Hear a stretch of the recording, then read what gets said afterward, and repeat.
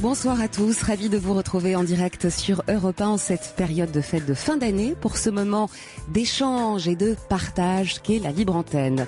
Heureuse d'accompagner vos soirées jusqu'à jeudi. Cette émission, vous le savez, c'est la vôtre. Vous allez pouvoir échanger, partager, communiquer et nous faire part de vos expériences, apporter votre regard sur la vie. N'hésitez pas à nous contacter au standard d'Europe 1, c'est le 3921, 34 centimes d'euros la minute. À nous écrire par SMS au 7 39 21 en envoyant nos nuits d'abord, ou bien nous écrire par mail sur europe1.fr. Vous l'avez compris, confidence et bienveillance sont à l'honneur sur Europe 1. Europe 1. Julia Martin. Et accueillons tout de suite notre première auditrice au 39 21. Il s'agit de Sylvie. Bonsoir Sylvie. Bonsoir. Merci d'être avec nous ce soir. Merci. Allô ? Je vous écoute Sylvie, vous êtes en direct, je vous écoute. Vous êtes un petit peu émue peut-être ? Oui, émue, et puis passer là comme ça aussi rapidement. Oui, émue, oui, je vous appelle parce que c'est à propos d'une séparation. Oui. J'ai vécu, j'étais depuis 28 ans avec mon conjoint, on n'était pas mariés, mais on avait une maison, 2 enfants, un grand de 24 ans, un de 16 ans. Oui. Et au fur et à mesure, on a eu des soucis dans notre vie commune ces dernières années, depuis 5 ans à peu près. D'accord. Qui nous ont plus ou moins détruits, plus que celui qui a 16 ans va bien. Mais celui qui a 24 ans, au fur et à mesure, avait des soucis. Et puis au fur et à mesure a été diagnostiqué schizophrène. Oui. Il y a 2 ou 3 ans. Donc, mon conjoint... mon ex-conjoint, n'est pas quelqu'un d'expansif, il faut s'occuper des choses, qui a plutôt même les psys en horreur, tout ça. Donc j'ai tout porté, quoi. Je me suis occupée. Et puis je crois qu'il a jamais voulu admettre que son fils était malade, et je crois qu'il admet toujours pas. Oui. Donc j'ai porté ça pendant très longtemps. Je me suis occupée de tout le monde, comme d'hab. Tout le monde, mes enfants, la maison, le chien, le mari. Et puis dans ma tête, ça trottillait depuis 1 an ou 2, vu que il n'était pas comme je voulais, mon conjoint, quoi. Il m'a pas aidé à surmonter plein de choses, quoi. Et donc, au fur et à mesure, moi, je me suis détachée de lui, quoi. Je l'aimais plus. Il y avait plein de choses que j'avais plus envie, quoi. Oui. Et lui, il supportait pas, donc ça a fini par faire un enfer dans la maison. Donc j'ai pris la décision en avril de... Enfin, j'y pensais depuis longtemps. Je me suis dit, c'est plus possible, on peut pas... Rester... Au fur et à mesure, je me rendais compte qu'il n'était pas comme... Je me suis dit, ce problème, bon, c'était ça, mais ça aurait pu être autre chose. Au fur et à mesure, je me suis dit, j'ai 28 ans qu'on est ensemble, mais j'ai 50 ans, je passerai pas... Il devenait de plus en plus taciturne, c'est pareil. C'est quelqu'un qui est très réservé, qui est assez taciturne. D'accord. Je me disais, je vais attendre que tout ça... que mon fils de 16 ans soit grand, que machin, mais que tout soit, puis un jour, je m'y voyais pas, quoi. Je me disais, je me séparerais, quoi. C'est dans 4 ans, ce sera dans 4 ans, c'est dans 5 ans, ça sera dans 5 ans. J'essayais d'assumer. Et puis, au mois d'avril, ça a été trop dur. Et puis, en fin de compte, j'ai pris la décision, quoi. Je lui ai dit... Donc voilà, on a décidé de se séparer. Lui, au début, il a mal pris. C'est moi qui ai pris la décision. On a décidé de se séparer à l'amiable. Parce que bon, il a quand même un caractère assez cool et il est assez gentil, quoi. Et moi aussi. Et puis je culpabilisais, donc je voulais faire de mal à personne. Oui. Surtout pas à lui, surtout pas à mes enfants, ni le grand, ni celui qui a 16 ans. Donc j'ai tout voulu faire bien pour que personne n'en souffre. Donc j'ai pris un appartement, malgré que je n'ai pas un salaire énorme. On s'est mis d'accord à l'amiable, on n'a rien fait par décision de justice, rien. On a tout fait à l'amiable, verbal, tous les deux. Vous êtes parti vous installer avec votre fils de 16 ans ? Voilà, j'ai pris un appartement fin août, début septembre. D'accord. Parce que ça a mis longtemps, quoi, le temps d'avoir un appartement. Quoique j'y allais quand même, le temps d'avoir un appartement. Mais bon, ça a été assez... Mes enfants l'ont bien pris. Ça s'est pas trop mal passé, mais j'ai fait tout pour. Je suis à 3 minutes du lycée de mon fils. Ce qu'on a décidé aussi, parce que bon, financièrement, et puis aussi parce que je crois que je pouvais plus, et puis il faut bien qu'il prenne des responsabilités dans la vie, c'est que moi, je garde Lucas, celui qui a 16 ans, j'en ai la garde, voilà, et que Philippe, excusez-moi, mon conjoint, reste dans la maison avec mon grand, et qu'il soit responsable, même si on fait des allers-retours et qu'on se voit toutes les semaines, et que je suivrai toujours tout, et voilà, et tout ça. Vous avez pris un appartement à proximité de votre ancienne maison, justement ? On est à 3-4 kilomètres. D'accord. Ouais. Voilà. La maison, on l'a mise en vente malgré tout, parce que bon, c'est normal. Moi, je vais pas pouvoir. Il y en a la moitié qu'à moi, mais finir de la payer. Mm-hmm. Donc voilà. Mais bon, depuis le mois de, je sais pas, on l'a mis en vente depuis le mois de juillet, je crois. Elle se vend pas, c'est la crise. Peut-être, il faut peut-être la baisser, mais lui, il est pas d'accord. Et c'est pareil. J'ai vu qu'on a tout fait à l'amiable, et puis bon, il avait un défaut qui était sans un défaut et très économe. Oui. On a eu du mal à se mettre d'accord pour la pension alimentaire, quoi. J'ai eu une toute petite pension alimentaire. Bon, je me suis dit comme ça, mais on s'est mis d'accord aussi que celui qui a 16 ans, il va autant qu'il veut. Donc là, par exemple, il est chez son père à la maison. Et puis mon grand-fils qui travaille quand même par intérim de temps en temps, malgré tout ça, il aide son père, il donne 100 euros il aide son père à la participation, quoi. Donc on s'est mis d'accord de tout ça, c'était des bonnes bases et tout ça. Et puis moi j'ai un peu de mal quand même financièrement. L'autre fois j'ai essayé de lui faire comprendre, c'est bien qu'il me verse un petit loyer. Oui. Parce que moi j'ai un loyer à payer, tout ça. Il veut pas, évidemment déjà. Et puis surtout c'est pas. Moi déjà j'étais pas bien, mon couple allait pas bien. J'avais un peu éloigné les gens, les amis, parce que la maladie de mon fils c'est pareil. Fait qu'on ça détruit un peu. J'étais déjà détruite, quoi. Et moi, je m'étais dit j'allais me reconstruire, quoi. Et en fin de compte, je me reconstruis pas du tout. Du tout, parce que je suis partie. Donc, depuis le mois de septembre, je suis dans un appartement avec mon fils, qui va chez son père autant qu'il veut, il passe la semaine avec moi, le week-end, les vacances, il y va autant qu'il veut, quoi. Et, j'arrive pas à me reconstruire. Et puis, il y a eu autre chose aussi que je devrais pas être, vu que je suis censée plus l'aimer, mais je pense que c'est ça. C'est quelqu'un qui me l'avait dit, qui resterait pas seul, qui pouvait pas vivre seul et tout. Mais j'imaginais pas, moi, que 3 semaines après, il y a quelqu'un qui allait l'inscrire sur un site et que, il a rencontré la bonne personne du premier coup. Et comment vous l'avez su, ça? 15 jours après.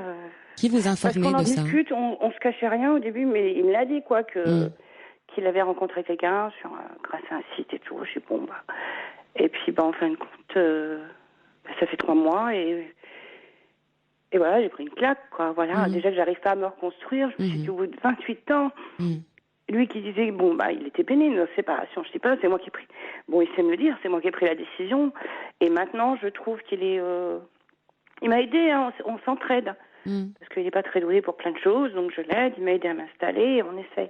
Puis on a quand même, on s'est toujours dit, on va rester bien, quoique là, on va essayer de rester parce qu'on a quand même notre grand-fils qui va mal, on sera toujours obligé.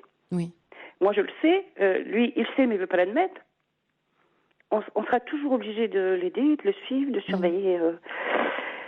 Oui, donc vous aviez décidé finalement de conserver ce respect pour le bien-être, un respect et de une la famille, bien sûr, pour les enfants, parce que moi j'ai pas beaucoup de famille et ce type-là, comme je dis toujours, il fait partie de ma famille. J'ai passé 28 ans avec, c'est le père de mes enfants. Bien sûr. Je pense que vous avez grandi avec lui.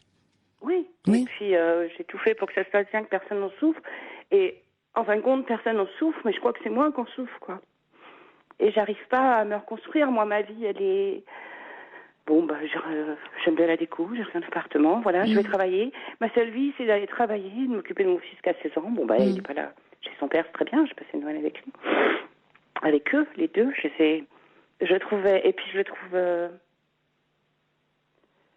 trouve que mon conjoint a du mal à prendre des responsabilités, quoi. Comme là, moi, je travaille de nuit. Donc, le 31, je retravaille. Donc, le cas à maison. Noël, je les avais chez ma soeur. Mais lui, le 31, il n'est pas là, quoi. Il est chez la nouvelle personne ou faire la fête avec la nouvelle personne. Et j'ai essayé de lui faire comprendre que lui qui n'avait que 16 ans, et il a autorisé à faire la fête à la maison avec des amis, pourquoi pas. On a vu ça. Mais c'est quand même... moi, je travaille à 30 km. Lui, s'en va faire la fête à 30 km. J'ai essayé de lui faire comprendre qu'il avait la responsabilité, c'était pas évident. Il a mal pris, quoi. Comme si je voulais intervertir dans sa... Oui, intervenir et être un peu, en quelque sorte, inquisitrice dans sa vie avec cette nouvelle compagne. Et j'ai essayé de lui faire comprendre que... on a encore une discussion dernièrement, c'est peut-être... Je me suis mal prise, quoi. Je lui ai dit que j'avais trouvé tout ça très tôt. Dès le départ, je lui ai dit, dis donc, c'est tôt, quoi. Et puis là, en plus, ça dure. Tant mieux pour lui. Ça l'a aidé à se reconstruire. Parce qu'il n'est pas bien. Après tout, il se reconstruit. Il s'est reconstruit très vite. Non, mais en réalité, ce qui compte, Sylvie, c'est surtout vous.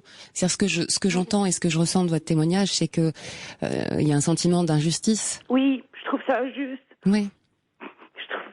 Mais c'est moi qui suis partie, donc évidemment, et j'ose pas en parler parce que bon, déjà, et puis j'éloigne un peu les gens parce que j'ai pas envie de parler de tout ça et je me sens pas bien. Oui.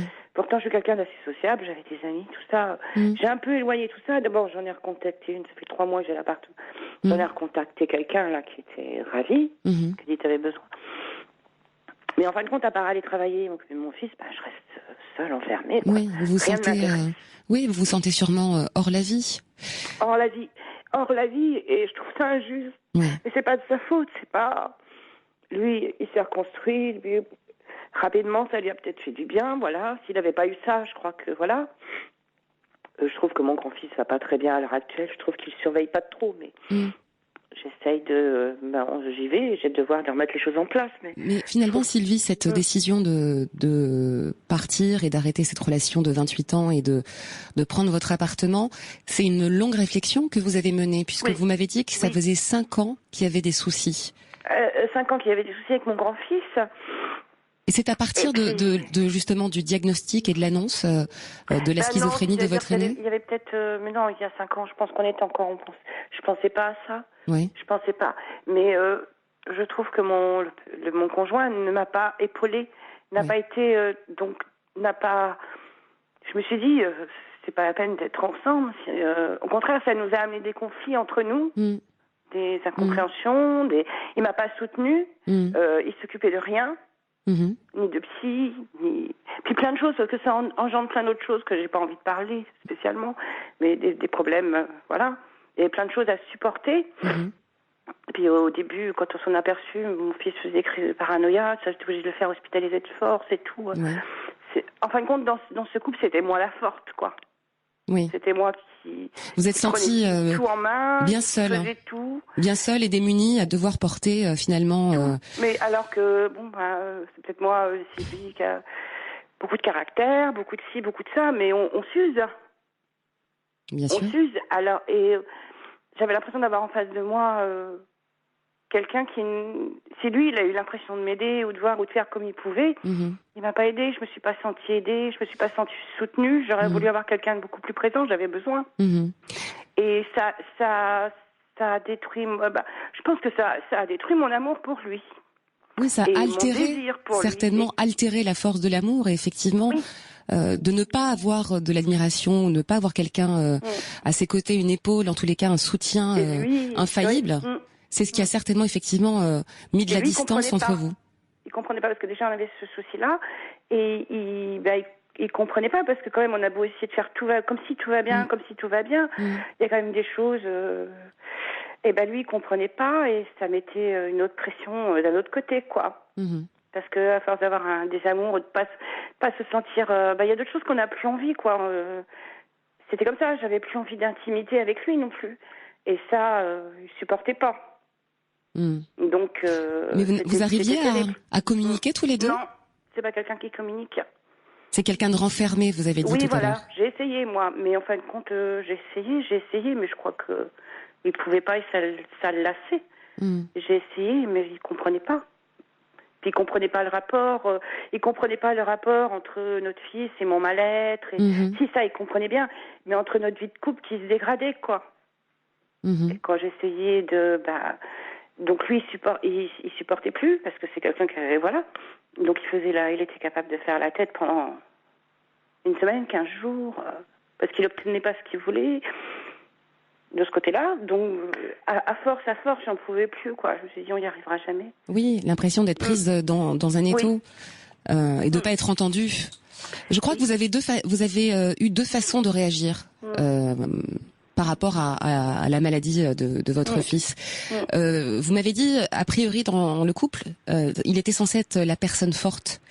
Sauf qu'il s'avère que vous avez été dans l'action, dans le quotidien et dans le pragmatisme de la gestion d'un enfant de cet âge-là qui est schizophrène avec tout ce que ça comporte comme difficulté dans le quotidien et comme violence aussi, que vous avez décrit tout à l'heure avec beaucoup de pudeur.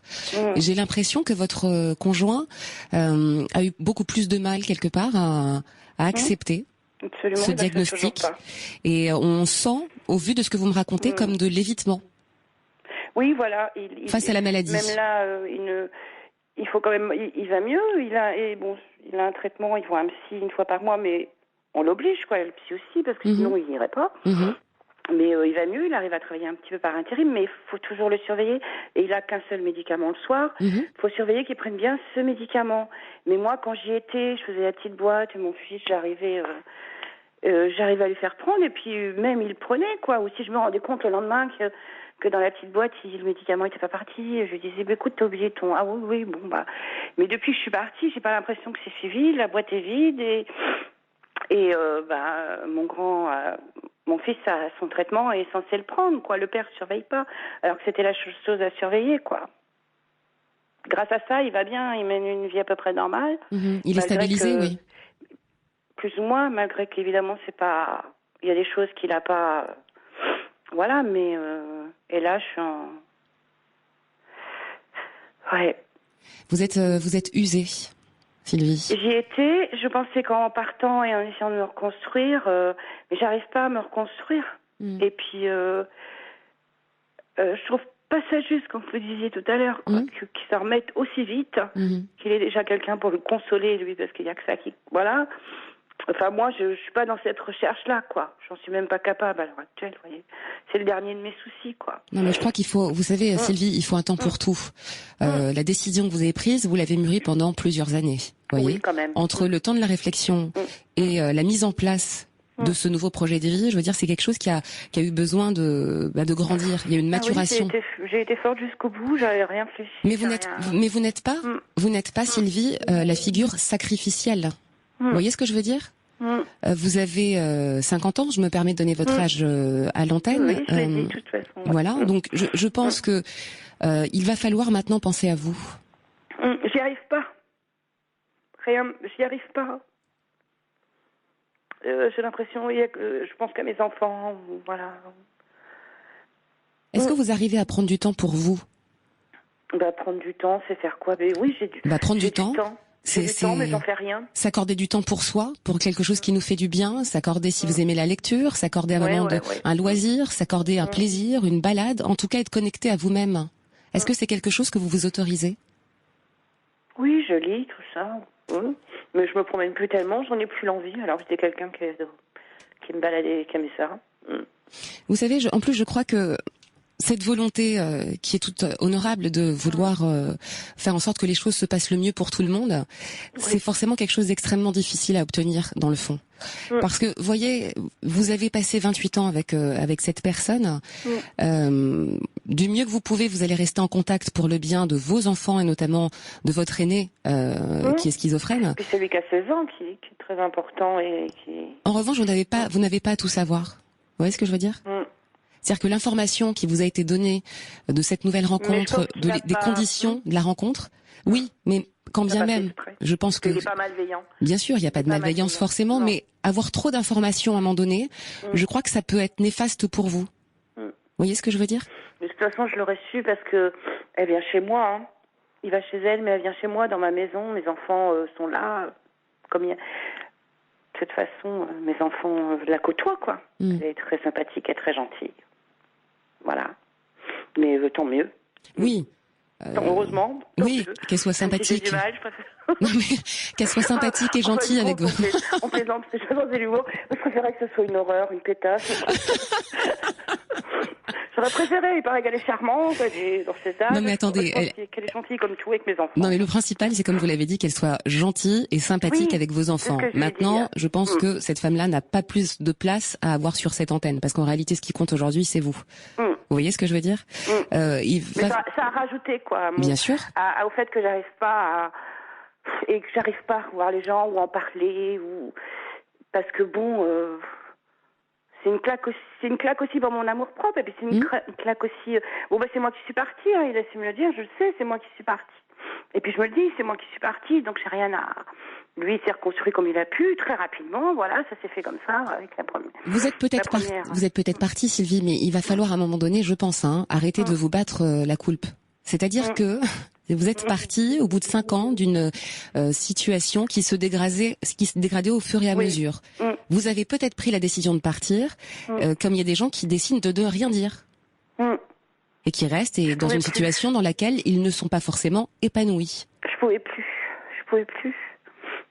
Vous voyez ? Donc, vous avez quand même commis cet acte que je trouve courageux, d'essayer de partir pour vous retrouver et avancer, comme vous l'avez dit, parce que à 50 ans, vous avez encore de belles années à vivre devant vous. Je pense que maintenant, l'important dans votre quotidien, d'une part, comme c'est votre conjoint et vous avez dit vouloir faire au mieux avec lui, avec les enfants, c'est peut-être mettre un cadre. Parce que là, en l'occurrence, vous me parlez aussi des problèmes financiers que ça implique dans votre vie à vous. Pour redémarrer, vous êtes dans une situation où vous n'avez pas déterminé un montant précis, une charge, pour que les choses se fassent du mieux possible déjà à ce niveau-là. Donc je crois qu'il est important. Ça ne sera pas. Par rapport à quoi ? Parce que lui, il avait beaucoup de qualités, des défauts aussi. Moi aussi, je dis pas il a des qualités, mais ça ne sera pas parce qu'il a beaucoup de mal à en parler. Et je vous dis, il était quand même près de ses sous, donc j'ai essayé, mais ça se fera pas parce que il veut pas. Vous avez essayé de lui en parler posément, face à face? Oui, absolument, oui. Et qu'est-ce qu'il vous répond?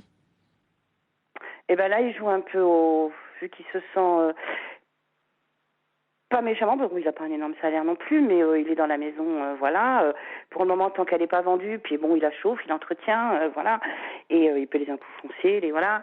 Mais quand je lui ai dit, si elle vend pas en 2015, là, il va peut-être... Je lui ai dit, j'aimerais bien que tu me verses un petit loyer, quoi, au moins, voilà. Et il m'a répondu, ah ça non, jamais. Il me dit, de toute façon, si c'est comme ça, moi je sais quoi faire, hein, on m'a déjà proposé. C'est-à-dire, j'ai compris qu'il irait vivre chez la personne qu'il fréquente actuellement, mais c'est un petit peu en chantage, parce qu'il me laisserait mon fils dans la maison, démerde-toi, quoi, voilà. Donc je pense que c'était ça. Je pense qu'il a, bon, peut-être après il a regretté... mais je pense qu'il serait capable de le faire si je lui demande. Parce que déjà, pour la pension alimentaire pour le plus jeune, ça a été une discussion. Il a eu beaucoup de mal. J'ai pas obtenu, c'est une petite pension, hein, voilà. J'ai réfléchi, j'ai dit ok, voilà, tu donneras ça, allez. Il m'en verse une, mais ça correspond pas à ce que j'aurais eu chez un juge des affaires familiales où mon fils a 16 ans, il est au lycée, tout ça, voilà. Bon, on s'est arrangé comme ça. La maison, tant que... Bon, elle aurait été vendue rapidement, ça poserait pas... Voilà. Mais la maison se vend pas, voilà. Mais bon, d'un autre côté, c'est ça qui est un peu ambigu. Mais d'un autre côté, il est capable de m'aider. Bon, là, ma voiture a eu des soucis, tout ça. J'ai fait faire une fille et tout. Bon, c'est quelqu'un qui bricole et tout ça et tout. Donc, je lui ai demandé, c'est pas qu'il a... Il m'a fait les réparations pour que j'évite d'avoir la somme au garage, quoi. Oui, mais je trouve que ça, ce n'est pas... C'est pas un accord équilibré. Vous voyez ce que je veux dire? Bah ouais, mais j'arriverai pas à mieux.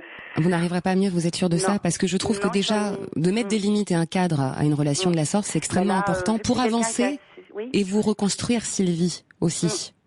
Parce que c'est quelqu'un qui est assez susceptible, qui est gentil, mais qui est assez susceptible. On a toujours eu du mal. Et il va mal le prendre et il serait capable de mettre à exécution ce qu'il dit. C'est-à-dire bon. On a pas mal de réactions qui nous parviennent, Sylvie, des auditeurs qui vous écoutent au 39. Savoir ce que les gens en pensent. Oui, au 21, qui nous écrivent par SMS au 7 39 21 en envoyant le mot nuit. D'abord, nous avons quelqu'un qui n'a pas signé, mais qui nous dit le passage devant un juge lors d'une séparation aide aussi parfois à faire le deuil entre guillemets et à voir les choses de manière différente, voire plus pragmatique. Ouais, mais on n'était pas mariés. Puis c'est parce que je veux pas envenimer la situation. Je veux pas que ça. Oui, mais je sens que si je faisais ça, ça se dégraderait. Et on a quand même un fils qu'on aura toujours en commun. Et puis il y a celui qui a 16 ans, qui aime beaucoup son père aussi, c'est normal. Donc moi, je ne veux pas. Il est très susceptible, tout se passe, voilà. Mais si jamais il y a quelque chose il va très mal le prendre. Et là, ça va envenimer nos relations. Et lui, vu que là, il se sent à nouveau certainement aimé ou réconforté, et puis que la personne est complètement libre, qu'elle a une maison et tout ça, et qu'il tient pas, parce que j'en ai discuté avec lui, j'ai dit il me dit non, moi si la maison se vend et tout ça, je tiens à garder mon indépendance pour le moment, je tiens pas. Il me dit, elle m'a déjà proposé. Bon, c'était une discussion qu'on avait eue comme ça. Je dis, bon, voilà. Moi, pardon de vous interrompre, Sylvie, parce qu'on arrive doucement mais sûrement vers le flash d'information. Ce que je peux vous dire en tous les cas, c'est que par rapport à cet homme, vous parlez beaucoup de lui. Moi, j'ai envie que vous parliez plus de vous. Pour vous reconstruire et avancer, il y aura différentes étapes. Je pense que la première, c'est peut-être de vous faire accompagner, en tous les cas, d'aller vers l'extérieur, pourquoi pas par le biais d'associations ou même sur Internet, et de aussi converser avec des gens qui vous comprendront. D'ailleurs, je tiens à vous dire qu'au 7 39 21, on a reçu le message d'une autre Sylvie et qui nous dit qu'elle est passée par la même situation que vous et qu'elle aimerait échanger, parler avec vous, peut-être pour vous aider si elle y arrive. Ce qu'on va faire, on va demander à Paul, qui est en régie en ce moment, de vous transmettre les coordonnées et donnez-nous vos nouvelles. Et surtout, je vous souhaite le meilleur avenir. Mais le mot d'ordre, c'est vraiment aujourd'hui de penser à vous, Sylvie. Je vous embrasse. Merci. Bonne fin d'année. 39.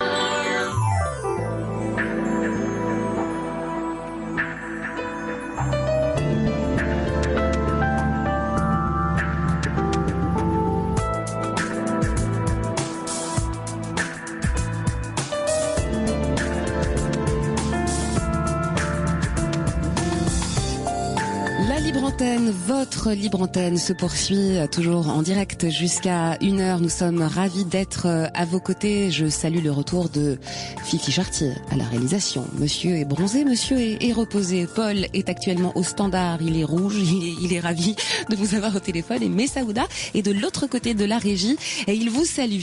Vous savez que vous pouvez nous joindre car cette émission est la vôtre au standard. C'est le 3921 par SMS au 7 39 21 avec le mot nuit juste avant. Et si vous le préférez, eh bien vous nous écrivez par mail sur europe1.fr. Julien Martin sur Europe 1. D'ailleurs, au 7 39 21, vous êtes nombreux à réagir ce soir. Merci à tous de votre confiance, de votre fidélité.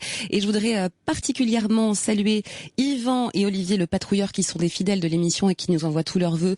Sachez que nous aussi, on vous embrasse. Et puis, un baiser aussi à Nicolas et toute sa famille qui sont actuellement en voiture et qui nous écoutent. Un gros bisou à toute la famille de Nicolas. Retour au standard 39 21 avec David qui nous attend. Bonsoir David. Oui, bonsoir Julien. Merci d'avoir appelé, merci d'être avec nous. Oui, il n'y a pas de souci. Enfin, si, il y en a, mais enfin bon, voilà. Donc, je vais essayer de faire assez bref pour qu'on ne perde pas trop de temps. Oh, on n'a pas de temps à perdre, vous savez, on est bien, on est en confiance et vous prenez le temps qu'il vous faut surtout. Voilà. Donc, en fait, mon problème, c'est que j'ai rencontré il y a 15 mois de ça une femme et lors d'une soirée, il y a eu un regard qui a été très révélateur et donc on s'est revus et quand on s'est revus, elle m'a annoncé de but en blanc qu'elle vivait avec quelqu'un depuis 2 ans et que le problème, elle s'était fâchée avec et que en fait elle voulait elle voulait qu'on discute tous les deux, donc on a discuté et donc en fait, on va dire que maintenant, ça fait 15 mois que, entre parenthèses, je suis son amant.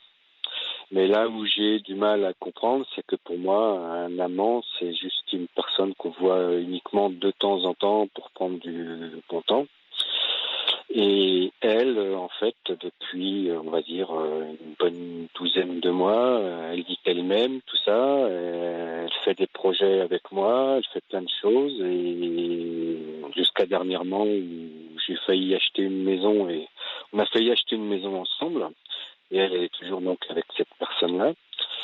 Et à Noël, elle m'a fait un cadeau. Là, pour ma fête, elle m'a envoyé des fleurs. Et aujourd'hui, on devait se voir cet après-midi et elle n'est pas venue au rendez-vous.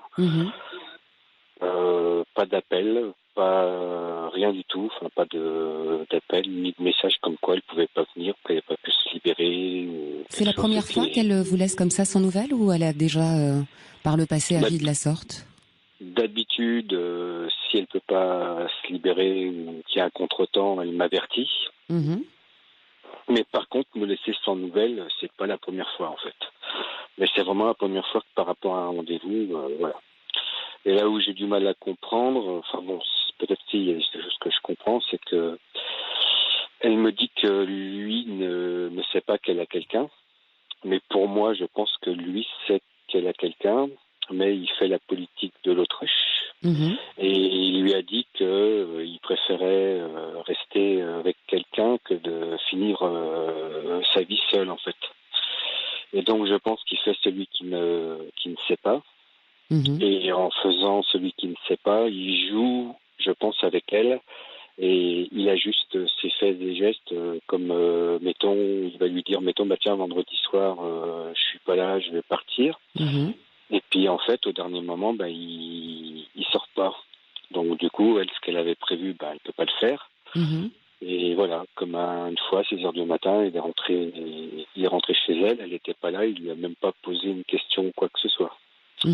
Et puis, si vous aimez quelqu'un, que vous avez quelqu'un que vous aimez auprès de vous, vous voyez qu'elle change, tout ça, enfin, je sais pas, vous lui posez des questions, lui, rien de tout ça. Alors, elle dit qu'elle l'aime, mais, moi, quand on dit qu'on aime quelqu'un, le jour de son anniversaire, on est avec cette personne-là, on n'est pas dans les bras de l'autre personne. Et le lendemain de Noël, on n'est pas dans les bras de l'autre personne, on est avec la personne qu'on aime, donc, voilà.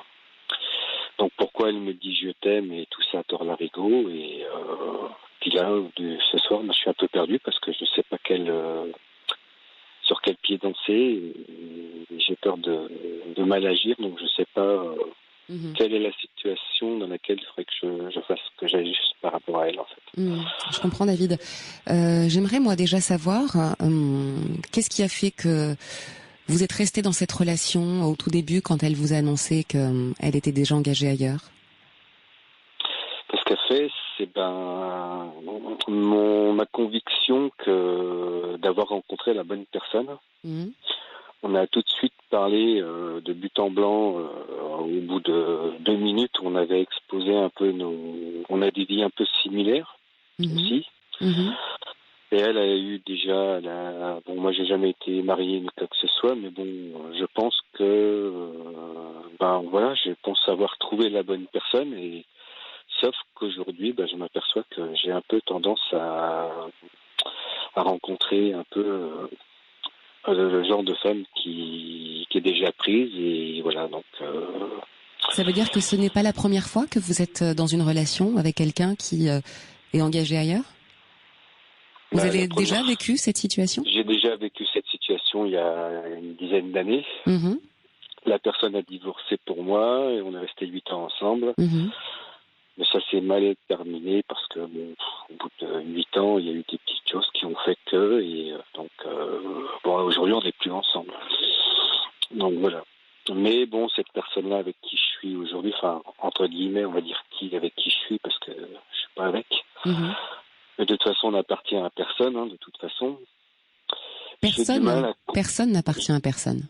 Ouais, et j'ai du mal à comprendre pourquoi, d'un côté, elle reste avec lui, et de l'autre côté, en fait, moi, elle m'a dit qu'en fait, elle a vécu 2 divorces, qu'elle a payé très cher et dont elle a souffert beaucoup, et je pense qu'elle souffre encore énormément, d'ailleurs. Elle ne lui fait pas confiance à lui alors que moi, elle me fait confiance. Et où je voulais en venir, c'est que, et avec moi, pourquoi elle me dit, elle a plein de projets avec moi, et pourquoi elle reste avec cette personne? J'ai du mal à comprendre. Mais oui, parce que finalement, entre les dires de cette jeune femme et les actes, il y a un monde. Elle vous dit qu'elle vous aime et pour autant elle est engagée dans une relation officielle ailleurs. Elle vous dit qu'elle ne lui fait pas confiance et en revanche elle continue à vivre avec lui. Le jour de son anniversaire, elle est avec vous, mais elle est en capacité, comme aujourd'hui, de ne pas vous donner de nouvelles parce que finalement il a priorité sur votre relation. La question est de savoir, vous, quel est votre projet de vie? Mon projet de vie, ça serait celui qu'elle a avec moi, de qu'on se mette ensemble, parce qu'en fait, si vous voulez, moi au départ, quand elle m'a rencontré, j'étais en intérim, donc elle m'a dit tout de suite, écoute, moi, je veux pas recommencer tout à zéro et me lancer à 48 ans dans le néant. Donc j'ai besoin de sécurité et elle me dit chose que j'ai avec l'autre personne. Elle me dit je reste avec lui pour la sécurité. Donc elle a été claire là-dessus. Donc depuis 1 an et demi, depuis 6 mois là, j'ai trouvé un CDI. Oui. Donc j'ai déménagé, donc je me suis un peu éloigné d'elle, on va dire géographiquement pour avoir trouvé un CDI. Et j'ai trouvé un CDI, financièrement ça va mieux, et aujourd'hui je suis sur le point d'acheter une maison. Et cette maison-là, je suis en train de me demander s'il faut vraiment que je l'achète parce que... Pourquoi vous avez envie d'acheter cette maison, David ? Au départ, pour moi, parce que j'avais envie d'avoir quelque chose, mais aussi quelque part en me disant que pour lui montrer aussi à elle que je suis capable d'avoir aussi mon chez-moi et qu'elle est bienvenue, et voilà. Et j'aimerais savoir, quand vous avez déménagé, que vous avez donc trouvé un emploi pérenne, ce CDI, quelle a été sa réaction ? Elle a été très contente pour moi et tout. Et elle était, en fait, ce qui, elle, l'a surprise, je pense. Enfin, pour être clair, je pense qu'au départ, elle est, on va dire, du côté sexuellement, elle n'est pas épanouie avec la personne avec qui elle est, d'après ses dires. Je pense que le fait qu'il soit fâché, elle a voulu aller un peu prendre l'air ailleurs. Elle m'a rencontré. Ça se passe très bien, et je pense que là où elle est tombée dans son piège, c'est qu'elle ne pensait pas avoir des sentiments pour moi. Et aujourd'hui, elle a d'énormes sentiments pour moi, mais sauf que je pense qu'elle est perdue entre le fait de la personne avec qui elle est aujourd'hui, et parce que ce monsieur apparemment est pas en très grande forme, et je pense qu'après elle doit avoir une part de culpabilité. Si elle le quitte et tout ça, je pense qu'elle a un peu peur de tout ça. Mais elle est souvent en contradiction avec ce qu'elle dit quand même, contre ses faits et ses dires. Oui, parce que d'après ses dires et d'après ce que vous me racontez en ce moment sur l'antenne, il n'y a que des déficits dans cette relation qu'elle entretient avec cet homme. Il n'y a pas d'épanouissement, il n'y a pas de partage. Non, ils ont juste une passion commune, que lui a donnée, qu'elle n'avait pas avant. Et puis c'est tout. Donc après, voilà, maintenant... ou alors, je sais pas... David, ce qui est étonnant dans ce que vous me racontez, c'est que il n'y a pas d'épanouissement, il y a une passion commune qui unit ce couple. Tout le reste, visiblement, elle a l'air de le trouver en vous ou avec vous. Se sentir vivante, l'amour, pouvoir communiquer. C'est surtout se sentir femme. Se sentir femme. Parce qu'il la regarde quasiment pas. Quand elle se fasse coquette ou pas, c'est pareil. Donc voilà. Mais la situation, finalement, elle est toujours avec cet homme-là et pas avec vous. Exactement. Et je pense que lui... Et qu'est-ce que vous en pensez de ça ? Moi, ce que j'en pense, c'est que lui, en ne disant rien et en ne mettant pas les pieds dans le plat, il profite. En fait, il récupère les fruits de tout ce que moi je lui apporte à elle, en fait. Voilà. Oui, mais... Et moi, personnellement, en fait, je suis dans l'attente, et aujourd'hui, je vis d'attente, en fait. Et je m'aperçois qu'aujourd'hui, ça m'a mis un coup et je suis malheureux parce que je me dis pourquoi j'ai pas le droit à ce bonheur, en fait. Parce que j'ai l'impression de le toucher, de le voir, mais il ne vient pas. Mais écoutez, moi, j'ai surtout envie de vous dire de penser à vous, là, maintenant, parce que cette jeune femme de qui vous êtes tombé amoureux a eu le mérite de vous dire dès le départ qu'elle est engagée ailleurs. Ça, c'est un fait. La question est de savoir aussi pourquoi vous avez décidé de vous engager dans cette histoire-là. Maintenant, cette situation perdure depuis 15 mois. On va même dire presque 17 même. Enfin bon, on n'est pas à 2 mois près. Vous voyez ce que je veux dire ? Mais si, parce qu'à un moment donné, il faut que le temps soit votre allié et pas votre ennemi. Parce que cette situation qui dure depuis 15, 17 mois, vous voyez, elle peut continuer à durer encore longtemps. Et si votre projet de vie à vous, c'est de construire une famille, c'est de vous ancrer avec quelqu'un qui vous aime et qui vous soutienne, et c'est d'être finalement reconnu à votre juste place, qui est la place du compagnon et du conjoint. Donc vous voyez, être dans ce rôle légitime que vous n'êtes pas aujourd'hui. Si c'est ce que vous cherchez, j'ai envie de vous dire attention, David, attention. Parce que je ne suis pas sûre que cette jeune femme vous apporte ce que vous attendez. Parce que finalement, vous voyez... Cette femme, parce qu'elle a quand même 48 ans. Cette femme, mais en l'occurrence, cette femme-là, aujourd'hui, se permet de ne pas vous appeler, de ne pas vous envoyer de messages, C'est un manque de respect. Ben, c'est-à-dire que vous voyez toute la complexité de l'affaire. C'est un manque de respect déjà, je trouve. Et quand on aime quelqu'un, on ne néglige pas quelqu'un comme ça, en fait. Vous le dites, vous le dites vous-même. Vous le dites vous-même. Vous le dites vous-même. Est-ce que vous pensez que par amour, on se doit de tout accepter? Non, je pense, c'est pour ça que je ne sais pas quelle marche à suivre, en fait, entre attendre de voir... Bon, hier soir, elle m'a appelé, elle était très malade, elle savait pas si elle allait travailler. Bon, je sais qu'elle a été travailler, mais elle était vraiment très... Donc après, elle a peut-être préféré ne pas venir me voir parce que elle était pas en très grande forme. Mais, enfin, mais quand bien même, David, quand bien même, qu'on ne soit pas en très grande forme, la moindre des choses aurait été de vous appeler, de vous envoyer un message. Exactement. Je veux dire par là que vous êtes quelqu'un d'important. Il faut vous estimer. Disons que je me sous-estime pas, c'est elle qui m'a, je vais même vous dire, c'est elle qui m'a redonné confiance en moi et elle m'a boosté comme moi je l'ai aidé aussi. On s'aide mutuellement. Elle m'a redonné confiance en moi parce que je me dénigre un peu et elle voit pas pourquoi et moi personnellement je pensais jamais pouvoir attirer ou rendre heureuse une femme comme ça. Et donc voilà, bon après comme me dit quelqu'un de très proche, on ne se voit pas comme les autres nous voient. Non mais c'est-à-dire que si cette personne vous redonne confiance en vous, écoutez, prenez ce qu'il y a à prendre, mais en l'occurrence, vous êtes aujourd'hui dans une histoire qui dure depuis 15 mois et cette personne ne vous reconnaît pas de place. Oui, c'est clair. Maintenant, qu'est-ce que je dois faire? Est-ce que je dois la rappeler ou attendre qu'elle appelle ou ne plus donner de nouvelles? Et puis, si elle me donne plus de nouvelles, ça veut bien dire ce que ça veut dire. Mais on jette pas quelqu'un comme ça du jour au lendemain ou le soir. Hier soir, elle m'appelle, elle me dit que je t'aime, ceci, cela. Puis le lendemain, plus de nouvelles. C'est bizarre quand même.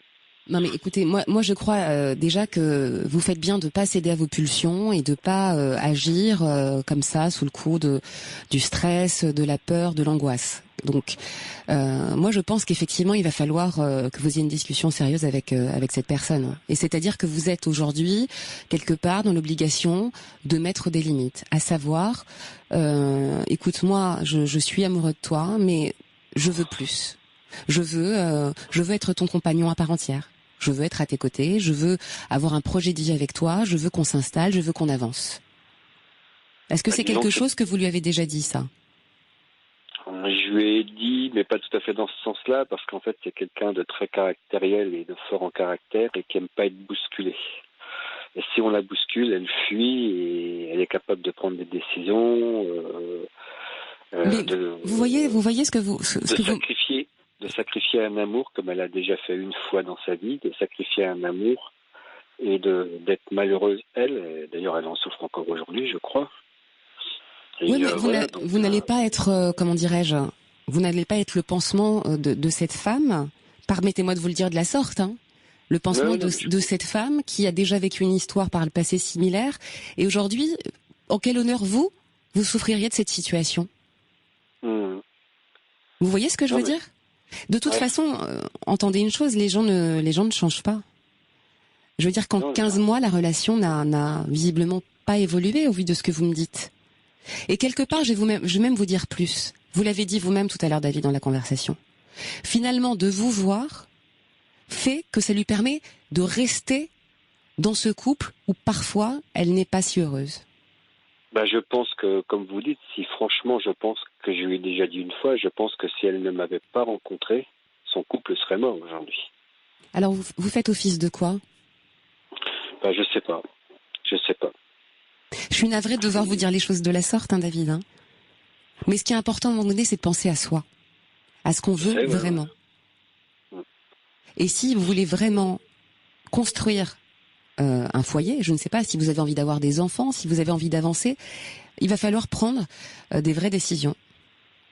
De toute façon, c'est soit je joue, enfin, c'est pas une question de jouer, parce que je suis pas à jouer, c'est qui tout double. Je lui dis les choses en face, et si elle le prend mal, elle part, et je la perds, et voilà, mais c'est, ouais, j'ai du mal, parce que là, en fait, ce qui se passe, c'est que pendant les fêtes de Noël, il a fait venir son fils, qui ne vient quasiment jamais, là, il a fait venir son fils, et donc là, en fait, si vous voulez, en ce moment, elle est chez lui, et il y a son fils. Donc je pense que comme la journée elle travaille et que lui est en vacances, je pense qu'entre père et fils ça doit pas mal parler et que lui, je pense que personnellement il doit mettre en application certaines choses et apparemment il a fait pas mal culpabiliser et ça marche. Et vous voyez, David, je pense que elle est perdue. Oui, mais ce qui se passe dans cette relation de cette femme avec son compagnon ne vous concerne pas. Vous n'avez pas à payer les pots cassés d'une mésentente ou de la complexité de la relation qui est entre eux.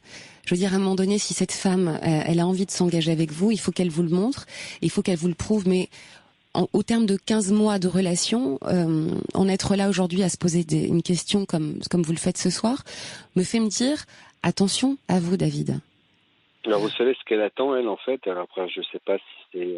moi, mon ultimatum, c'est le mois de juillet 2015.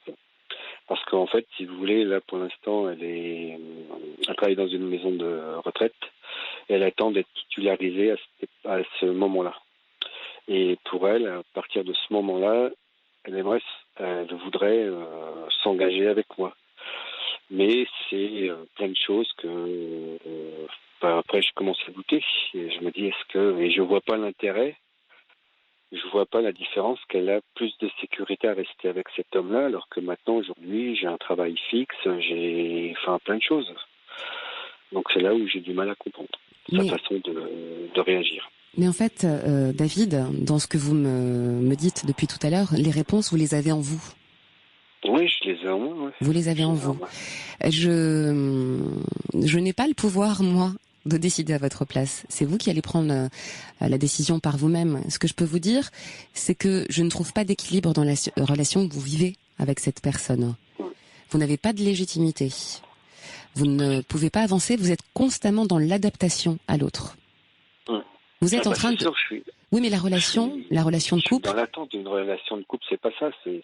Mais pourtant, on communique énormément, on partage beaucoup. Il y a plein de choses, des fois, qu'elle me dit que j'aime pas entendre, mais je réagis bien et tout, elle aussi. Enfin, voilà. Mais là, ce que je comprends pas, c'est pourquoi ce silence d'un seul coup. Tac, comme ça. Pourquoi? Voilà. Alors, je voudrais simplement, moi, ce soir, j'ai appelé, peut-être que oui, j'ai peut-être beaucoup de réponses en moi parce que je suis lucide, mais simplement savoir quelle situation je dois adapter. Est-ce que je fais le mort ou je vois ce qu'elle me dit quand si elle me rappelle. Non mais ça, David, personne ne peut décider à votre place. Il n'y a que vous qui puissiez décider de ce que vous avez envie de faire par rapport à elle. En l'occurrence, quelqu'un qui ne vous donne pas de nouvelles, que vous côtoyez depuis 15 mois, avec qui vous êtes dans une relation qui est censée être une relation de communication et ouverte, et qui est en capacité de vous laisser comme ça plus de 24 heures sans vous appeler et sans vous dire comment elle va, je crois que la réponse, elle est déjà induite dans la question que vous posez. D'accord. Et sachez que les auditeurs sont nombreux à réagir, notamment au 7 39 21, et que les auditeurs vont à peu près dans le même sens que moi. Yvan nous écrit, attention à la belle sirène, le naufrage n'est pas loin. Nat nous écrit, demandez-lui de choisir, c'est lui ou moi. Natacha nous dit, moi je pense que cette femme trouve chez cet homme ce qu'elle n'a pas chez elle, donc il ne fait qu'entretenir son couple. Disons que je pense qu'en fait, elle, comme elle m'a déjà dit une fois, ce qu'elle a d'un côté, elle l'a pas de l'autre. Et l'idéal pour elle, c'est d'avoir les deux. Ce qui compte, David, et c'est sur cette phrase-là que nous allons nous dire au revoir. Et vous avez dit c'est moi. Bravo. Voilà. C'est vous, et c'est uniquement vous. Je vous embrasse 1000 fois, je vous embrasse très fort, et je vous souhaite beaucoup de courage, mais faites-vous confiance parce que les réponses, vous les avez. Je vous assure. D'accord. Belle soirée à vous. Merci. Au revoir. Au revoir. Nous sommes en direct jusqu'à 1h sur Europe 1 et vous pouvez aussi nous contacter au standard qui vous est ouvert. C'est le 39 21. Bonsoir Vétiver. Bonsoir. Merci d'être avec nous. C'est moi qui vous remercie. Ça risque d'être un peu confus parce que c'est un peu brouillon dans ma tête. J'ai pas trop préparé l'échange qu'on va avoir. D'accord. En fait, je me pose beaucoup de questions. Je vis une relation à distance avec un homme que j'ai connu sur un site de rencontre depuis le mois de mai. Et il a 44 ans, il est divorcé, il vit seul. Il a la garde alternée de ses enfants. On a rompu à 3 reprises. Enfin, il a souhaité rompre, donc pendant les 7 mois. On a repris la relation.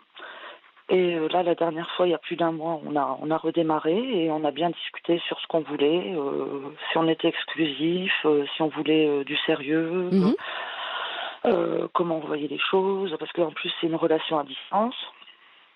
Et donc, un week-end sur 2, comme il a la garde alternée, je vais chez lui ou alors il vient chez moi. D'accord. Tout se passait plutôt bien, des bonnes discussions, mais bon, souvent à mon initiative, parce que je voulais pas qu'on retombe dans des ruptures ou dans des tensions et que ça pète n'importe comment. Et puis, on est même parti en week-end, 4 jours, à Paris. Là, c'était un petit peu tendu. On s'est aperçu qu'on n'avait pas trop le même rythme, qu'il n'est pas très tolérant sur pas mal de choses. C'est la première fois que vous partiez tous les deux ? Oui, la première fois, oui. Et donc, il supporte pas que je fume, alors que je fais hyper attention. Je fume encore moins que ce que je fume d'habitude, quoi. Plein de trucs comme ça. Moi, je suis très calée au niveau des repas, à horaire fixe, à manger sainement. Pour lui, c'est pas très important. Alors que moi, si je démarre pas par un petit déjeuner, ma journée est foutue et même mon estomac, il est en vrac. Là-dessus, pour lui, c'est pas très important. Donc, manque de tolérance aussi là-dessus. Il supporte pas d'attendre non plus. Donc, il y a eu pas mal de tensions comme ça. Ensuite, quand on est revenu de Paris en voiture, je lui ai dit que j'aimais pas trop les retours de vacances, que ça me foutait le cafard, en fait. Ça vous angoissait un petit peu ? Ouais. Voilà, et puis donc, je lui ai dit ça, il a pas rebondi, et puis on était dans les bouchons du périphérique, là, je sais pas comment ça s'appelle, je connais pas bien Paris, et je me suis endormie, en fait, j'étais crevée, et je me suis endormie, et donc je me suis réveillée peut-être 1 heure ou 2 heures après, et puis silence, grosse tension dans le véhicule, pas un mot, et donc, j'essaye d'engager la conversation, ça rebondit pas plus que ça, et on arrive chez lui, donc, et vu que je sentais que c'était tendu, qu'il commençait, parce qu'il a des grosses sautes d'humeur aussi, pour rien, je sais pas pourquoi, il change d'humeur, impulsif, il s'énerve. Il devient agressif ? Pas agressif, mais irritable comme ça. Et donc moi, arrivé devant chez lui, je lui dis, écoute, c'est peut-être mieux que moi je rentre chez moi parce que je vois que c'est tendu. C'est peut-être mieux que ce soir on dorme chacun chez soi. Oui. Et là, il me dit salut et il s'en va. Je dis bon, super. Au terme des 4 jours. Voilà. Ça, c'est quand vous revenez des 4 jours. Pour la première fois, vous partez tous les deux pour essayer de vous connaître mieux, certainement. Voilà, oui, on a bien discuté en plus à Paris. Il m'a dit il faut qu'on arrête de rester dans le superficiel, qu'on essaye d'aller plus au fond des choses, d'échanger un peu plus dans l'intimité, enfin, des bonnes discussions, quoi, constructives et tout, hein. Et puis donc, arrivé devant chez lui, j'étais pas bien, j'avais pas envie de monter et de me prendre la tête, fatiguée par le voyage, et puis Paris c'est quand même fatigant, on fait que de courir partout, et donc il me dit salut, et puis je me dis voilà, je m'en vais, je vais pas lui courir après, comme la énième fois, à chaque fois que je fais la même chose, et je m'apprêtais vraiment à partir, quoi, hein. Et manque de bol, ma voiture démarre pas, donc... mauvais sketch, je suis obligée de remonter chez lui. Et je remonte chez lui et là, tout de suite, je suis partie, je lui ai dit, écoute, c'est pas possible, on peut pas traiter les gens comme ça, on fait le trajet du retour sans un mot, qu'est-ce qui se passe Et il me dit, on n'a pas le même rythme, tu vois bien, je sais plus ce qu'il m'a dit d'autre, moi je veux pas faire de concessions, je sais plus quoi encore. On fait une pause. Et après, il me demande, est-ce que tu veux manger quelque chose? Il est en train de manger tranquillement. J'étais assez étonnée d'ailleurs. Et puis donc, on a dormi ensemble. Et puis le lendemain matin, moi, je devais aller travailler, donc je suis rentrée chez moi. La voiture, on l'avait emmenée au garage. On s'est revus, on a rediscuté de ce voyage. Je lui ai dit, il faut qu'on mette les choses à plat sur ce qui s'est passé. Est-ce que tu es prêt à en rediscuter? Et puis il m'a dit, pour moi, c'est pas, j'ai pas passé mon temps à penser à ça, quoi. Je suis pas restée là-dessus, il m'a dit. Alors que moi, j'étais mal à l'aise par rapport à ça, quoi. Et donc, je lui dis, on n'a pas le même rythme, c'est normal, on est deux personnes distinctes, on apprend à se connaître, on s'adapte l'un à l'autre, faut un petit peu de tolérance. Ça peut pas tout de suite coller comme ça à la minute, quoi. Faut apprendre à se connaître, à discuter, savoir ce qu'on attend des vacances, comment on les partage, est-ce qu'on se cale des moments tout seul, est-ce qu'on a les mêmes goûts, je sais pas, plein de trucs, quoi. Et puis il me dit, c'est pas grave, la prochaine fois on organisera mieux, on se trouvera vraiment des moments pour que tu puisses manger. Enfin bon, j'étais contente je me suis dit, il a compris, voilà, c'est bien. Et puis ensuite on sort, on va boire un verre, et je lui demande, parce que c'est rare qu'il me dise des mots doux, des mots gentils, et ça me manque, moi. Du coup, moi, je me freine à dire ce que je ressens, et ça crée un manque, et surtout à distance, j'ai un manque au niveau des échanges de SMS, je trouve que c'est assez froid, quoi. Et je lui ai dit, mais qu'est-ce que tu ressens pour moi? Et il m'a dit, j'ai des sentiments pour toi. Il m'a dit, j'ai des sentiments, mais les sentiments, ça suffit pas. Tu vois bien que je suis pas prêt à m'engager, il m'a dit. Et là, je lui dis, oui, et donc? Et il me dit, moi, je veux vivre au jour le jour. Je suis pas prêt à m'engager. Je veux pas faire de compromis, j'en ai trop fait pendant 19 ans avec mon ex-femme, j'ai passé mon temps à l'attendre, à tout faire pour elle, j'ai trop souffert, j'ai trop été blessée,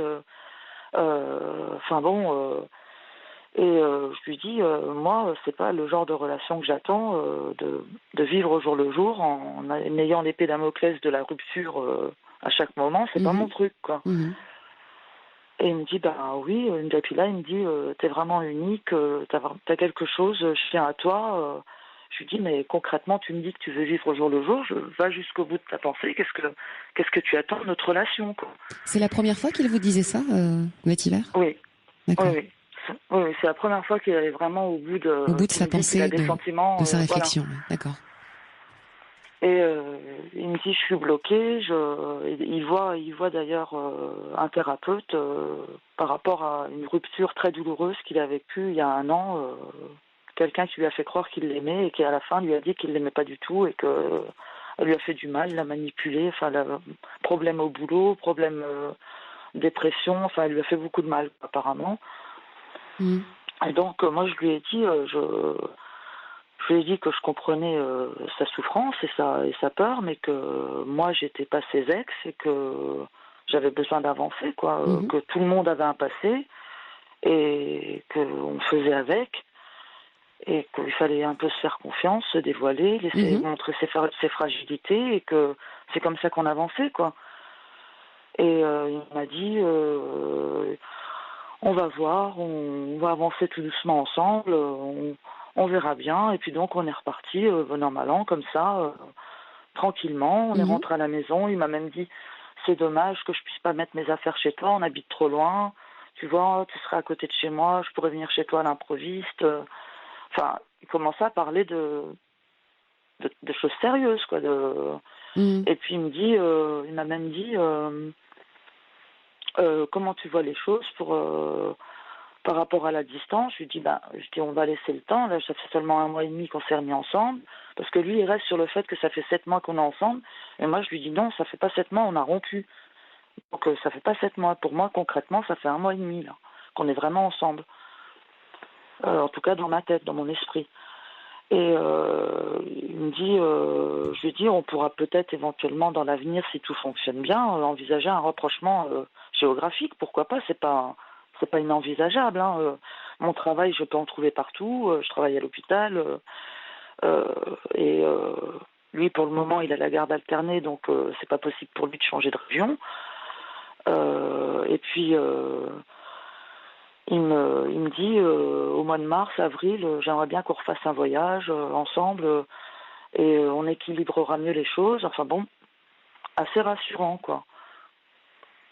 Et puis là-dessus, on prévoit de passer le nouvel an ensemble. Il m'envoie un SMS pour me dire voilà, demain j'ai mes filles, mais elles partent faire la fête, donc si tu veux venir, mais par contre je suis obligée de rester dans la ville où il est quoi. Mm-hmm. Donc moi il voulait m'appeler, mais j'étais en soirée, donc on n'a pas pu en discuter. Et puis après je lui ai envoyé un message pour lui dire que j'avais apprécié la discussion qu'on avait eue et que je recherchais de l'apaisement, qu'on soit tranquille, qu'on soit bien ensemble. Et que en ce moment ça va pas trop bien, j'ai des difficultés personnelles et que j'avais besoin d'un peu plus de tendresse et de soutien quoi de sa part. Mmh. Voilà. Et là il m'a dit ne m'en demande pas trop, ne me mets pas la pression, je ne suis pas capable de t'en donner plus. Pour le moment je vis au jour le jour. Il est reparti dans son truc quoi. Tout ça par SMS. Hein. Ah oui, donc c'est ce type de conversation que vous avez, c'est uniquement par SMS ? Vous arrivez à converser quand vous êtes face à face ? Est-ce qu'il est en capacité de se livrer Oui, quand même. Oui. Mais là, comme on est à distance, on échange par SMS, quoi. Et donc, je me suis dit, mais on a discuté samedi dernier. Hein. On était l'un en face de l'autre. Et puis c'est comme ça, c'est du chaud, du froid, j'avance, je recule, j'ai des sentiments, mais j'ai peur, j'ai trop souffert, j'avance, je recule, je sais pas s'il veut rompre, je sais pas s'il veut avancer. Et demain soir, donc Vous êtes censés passer le réveillon ensemble. Le nouvel an avec lui, ouais. Et on n'en a toujours pas parlé. Je lui ai proposé là de discuter au téléphone. Hier soir, il voulait m'appeler, mais j'étais en soirée, je suis en soirée, je vais pas m'isoler, je suis en soirée, quoi.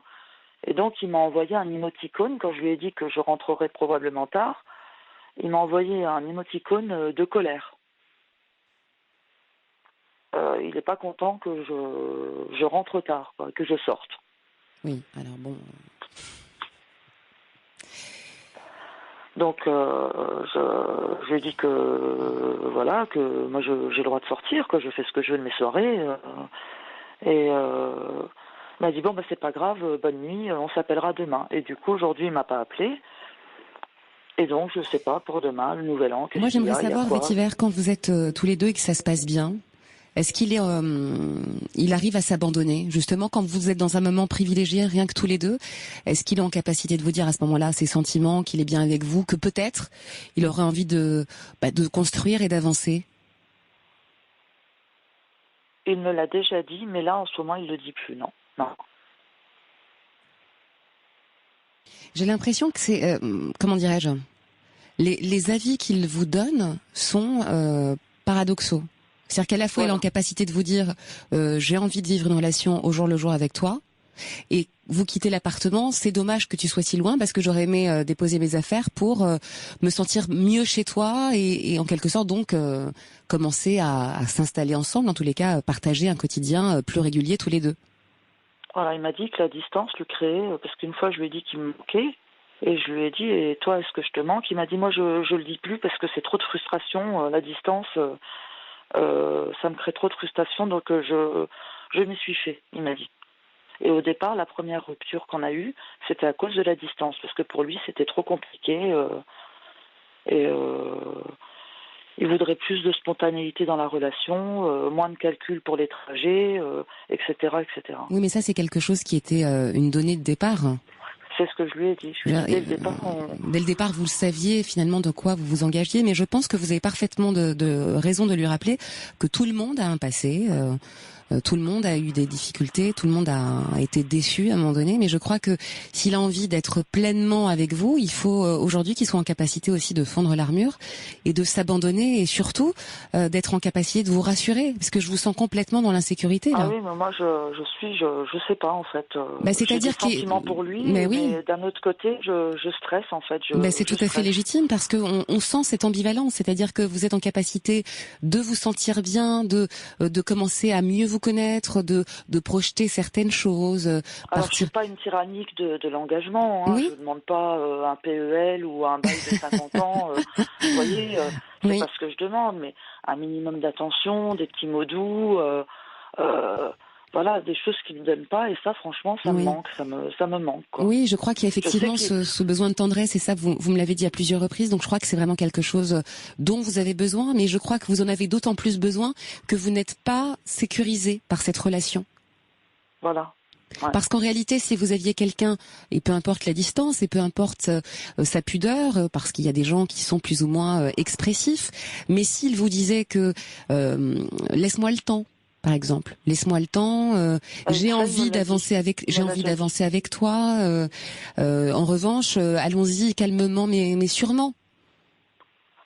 Il me l'a dit. Il m'a dit en ce moment, je suis pas en capacité de donner plus. Il m'a dit. Il m'a dit, je ressens que souffrance et je sais plus et tristesse, voilà. Donc c'est un peu dark, quoi. C'est-à-dire que moi, quelle est votre envie à vous? Quel est votre projet de vie? Moi, j'aimerais continuer avec lui, mais qu'on avance, quoi, qu'on arrête parce que des fois c'est des jeux de chat à la souris, chaud, froid. Au bout d'un moment, c'est usant, quoi. Mais je pense que ça, il faut lui formuler. Voilà, je pense que ça, il faut mettre les choses à plat et vous avez raison de vouloir mettre un cadre et des limites pour vous sentir bien et pour vous épanouir. Peut-être que dire les choses simplement sans le brusquer, parce qu'on sent quand même quelqu'un qui est encore plein de fragilité, qui est lui-même en train de se questionner par rapport à ce qu'il veut. Alors la question est de savoir, est-ce qu'il a vraiment envie de s'engager? Je pense qu'il a des sentiments pour vous, mais qu'est-ce qu'il projette avec vous? Est-ce qu'il veut une histoire sérieuse et construire à moyen voire long terme?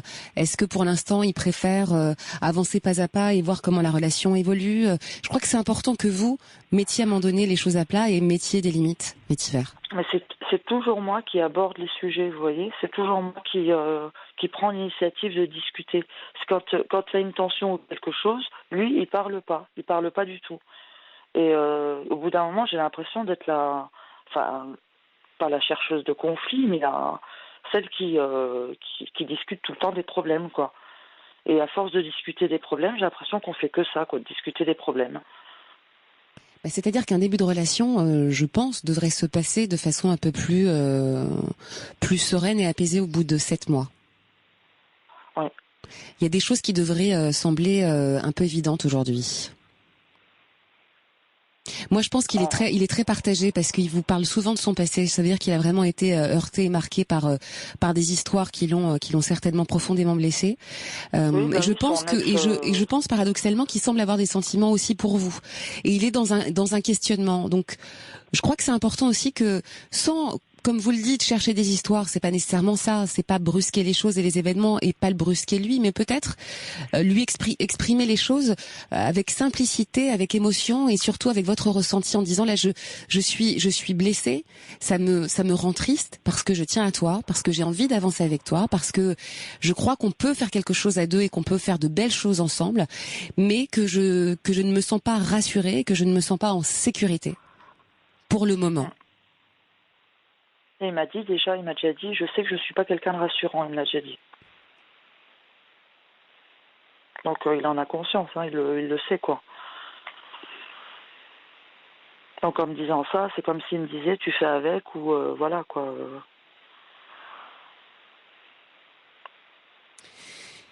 Moi, je crois qu'il faut prendre un petit peu vous poser en tous les cas, Vétiver, vous.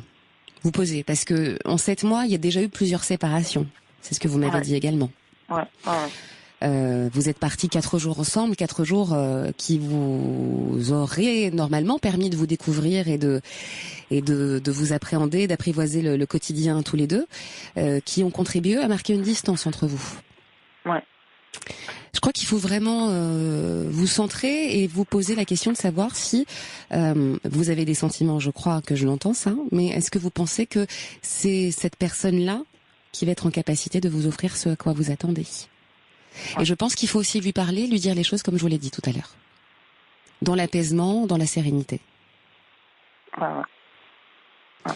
Et il supporte pas que je fume. Donc ça, je peux pas arrêter de fumer pour lui, quoi. La cigarette, surtout en ce moment, je suis très stressée, donc... Oui, mais de toute façon, vous ne vivez pas ensemble, donc... Non. La cigarette ne le gêne pas dans son quotidien. Ça, j'ai envie de dire que ça ne regarde que vous. Le principal pour l'instant, c'est de savoir si un quotidien est possible à deux. Et c'est la question que vous êtes en train de vous poser. Donc, je crois qu'il faut procéder par ordre. Posez-vous un peu, parce que comme vous l'avez dit dès le début de la conversation, c'est un peu le fouillis en ce moment dans votre tête. Ouais. Centrez-vous, réfléchissez vraiment à ce à quoi vous attendez, ce à quoi vous avez envie. Et si c'est lui, parlez-en avec lui et vous allez voir ce qui va émerger de cette conversation. Je vous embrasse fort, Vétiver. Beaucoup d'appels nous attendent au 3921. Et bien sûr, évidemment, vous nous donnez des nouvelles sur europe1.fr. Au revoir. Au revoir.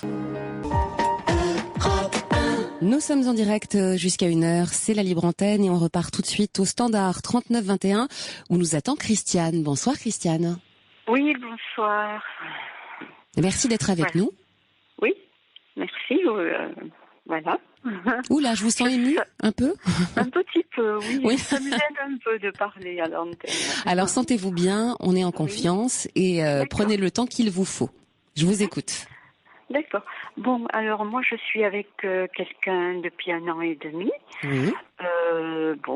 Il a décidé au mois d'octobre de vivre avec moi, mais il se fait que depuis le début, il avait une ex et il a des contacts toujours avec cette ex.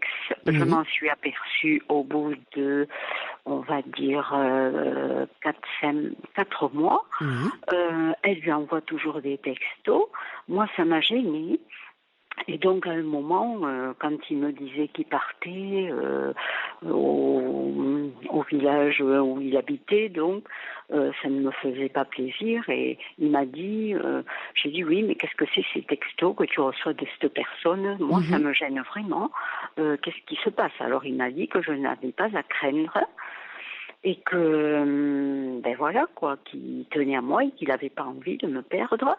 Mais je vois que là, ça fait 1 an et demi. Encore ce matin, à 5 heures du matin, il y a eu un texto encore, lui demandant s'il allait bien. Voilà, quoi. Et, juste une question, Christiane. Avant de poursuivre, vous m'entendez? Juste une question avant de poursuivre. Comment vous avez eu connaissance de ces textos?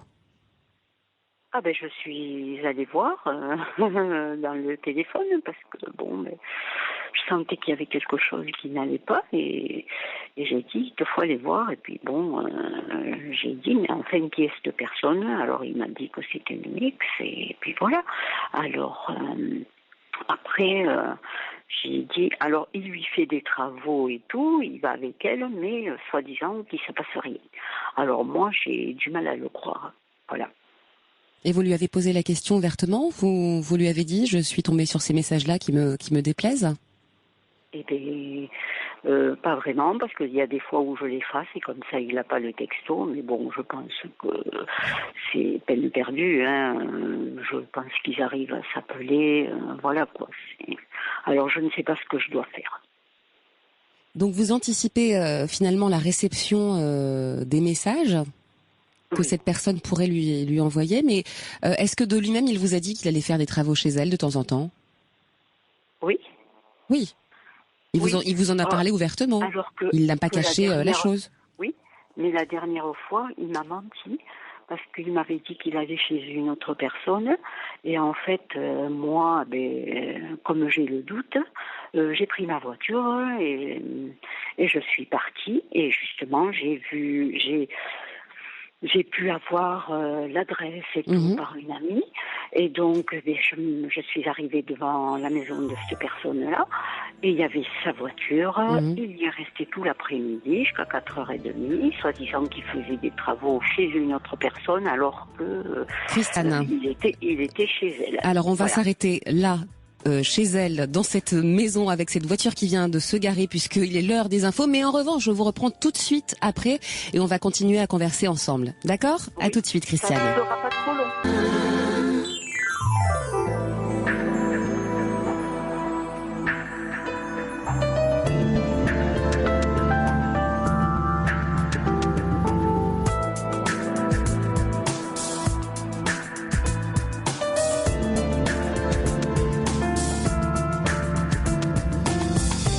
Merci de votre fidélité. Nous sommes ensemble effectivement en direct jusqu'à 1h du matin. Cette émission, c'est la vôtre, c'est votre libre antenne.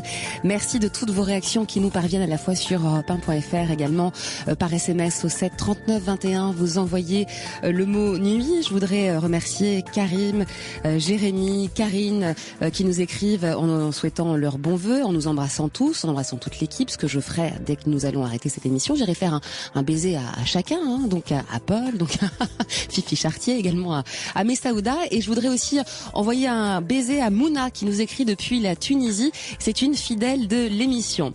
Pour l'heure, nous retournons au 39 21 où nous attend Christiane qui nous parlait de la relation avec son nouvel ami avec qui depuis 1 an et demi vous êtes avec cette personne, je crois. Hein. Oui, tout à fait. C'est bien ça, hein. Et oui. Vous n'êtes pas très sécurisé puisque vous avez trouvé sur son téléphone portable des SMS provenant de son ex-compagne qui visiblement le sollicite un peu trop à votre goût. Oui, voilà, tout à fait.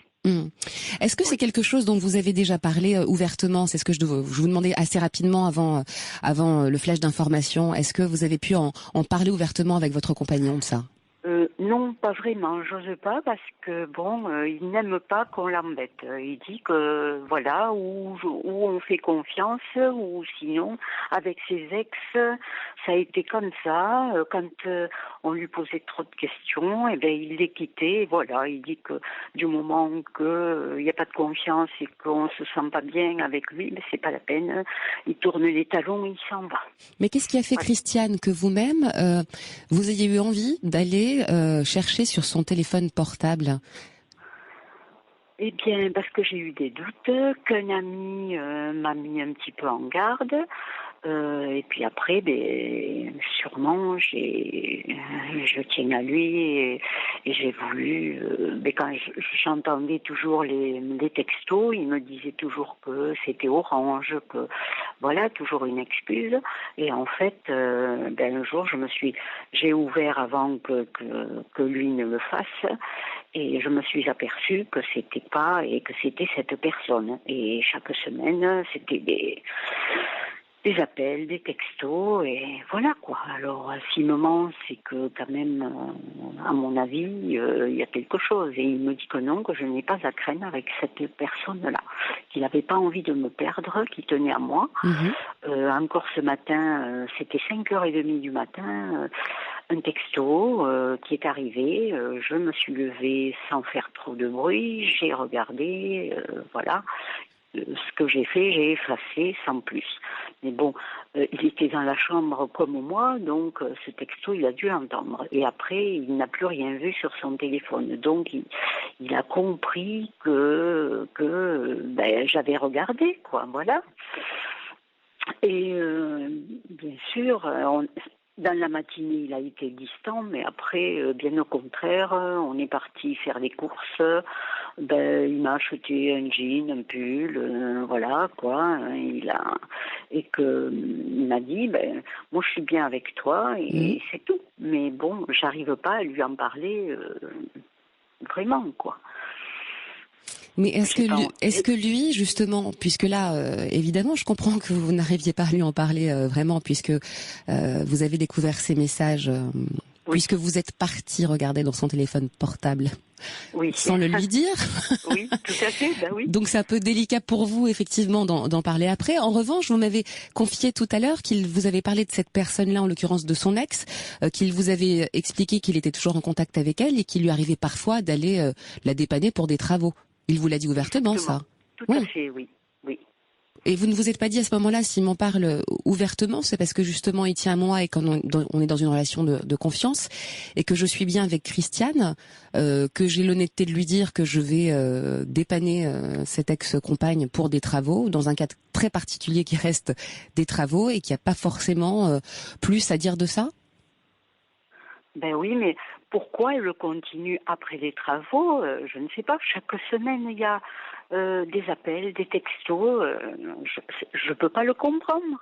Elle sait très bien qu'il est avec quelqu'un. Il a quitté son appartement au mois d'octobre pour venir vivre avec moi et chez moi dans mon village. Donc voilà, lui, il a quitté le sien, le village, parce qu'on était à 30 kilomètres de là. Chacun l'un de l'autre, voilà. Alors, je ne sais pas. Je comprends pas. Et pourquoi donc il me ment aussi? Voilà, c'est ça. Parce qu'un jour, il me disait qu'il partait dans son village faire un dépannage. En fait, il m'a dit qu'il allait chez une personne et moi, je n'y ai pas cru. Et donc, je l'ai suivi, voilà, j'ai attendu qu'il rentre et tout. Et comme je connaissais l'adresse et tout de cette personne, bien sûr, j'ai vu la voiture devant la porte, je l'ai vu sortir, à un moment donné, chercher ses cigarettes dans la voiture, re-rentrer, enfin tout ça. Et il y a passé l'après-midi. Alors, bon, après, maintenant, je vois qu'il fait des travaux des fois chez elle, il me le dit plus. Voilà. Il y a une autre information que vous m'avez donnée tout à l'heure, Christiane. Vous m'avez dit avoir été alertée par un ami qui vous a mis en garde. C'est-à-dire, qu'est-ce qu'on vous a dit exactement? Eh bien, parce que au tout début, moi, quand je m'investis dans une relation où je me donne à fond, mais comme après, si on se quitte, je suis très malheureuse. Donc, je n'ai plus envie de souffrir. Donc, ce qui fait que quand je l'ai connu à lui, je mettais un peu de distance. Je ne voulais pas m'investir trop de peur après de souffrir.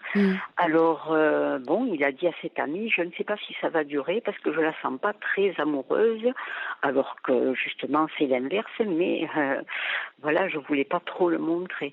En fait, alors il lui a dit, mais de toute façon, moi, j'ai quelqu'un et puis voilà, à la limite, on verra si elle me languit pas et si elle voit si je ne viendrai plus, quoi, ou presque pas.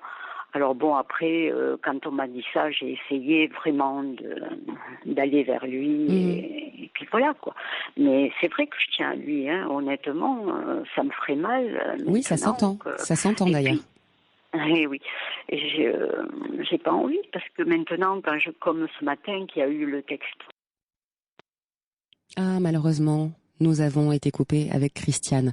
On va faire en sorte évidemment de la rappeler et vous continuez à réagir au 3921. On se retrouve après Kenji Girac, c'est la sensation du moment qui a gagné The Voice et qui nous chante La Bohème et on se reparle juste après en direct sur Europe.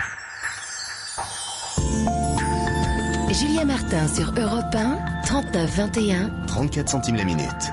Sur Europe 1 avec La Bohème. Jusqu'à 1h sur Europe 1. Julia Martin. Pour la libre antenne, en direct, effectivement, jusqu'à 1h. Et ce sont les aléas du direct. Visiblement, Christiane n'avait plus de batterie sur son téléphone portable. Je pense qu'elle est peut-être encore en train de nous écouter. Et s'il nous rappelait éventuellement plus tard ou bien demain pour continuer cette conversation tous ensemble. 3921 maintenant, c'est Lucien qui nous attend. Bonsoir Lucien. Oui, bonsoir. Merci d'être avec nous.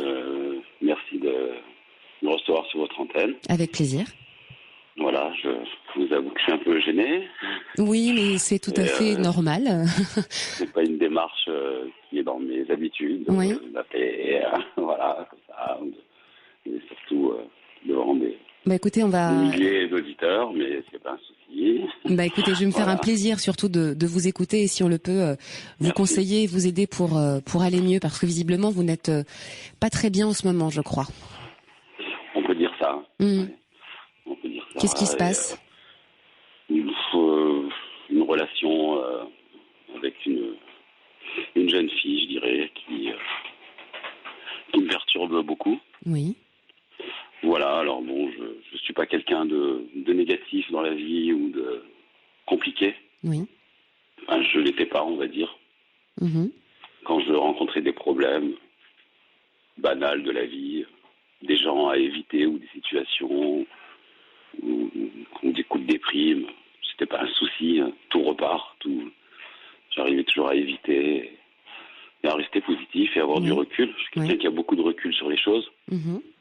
Voilà, et depuis que je me suis engagé avec cette personne, j'ai l'impression d'être hors vie. Voilà. Oui, je comprends. C'est très fort ce que vous dites. Hein. Je ne suis pas dans la haine contre elle. Oui. C'est ce qu'elle croit. Mm-hmm. Par moment, je crois.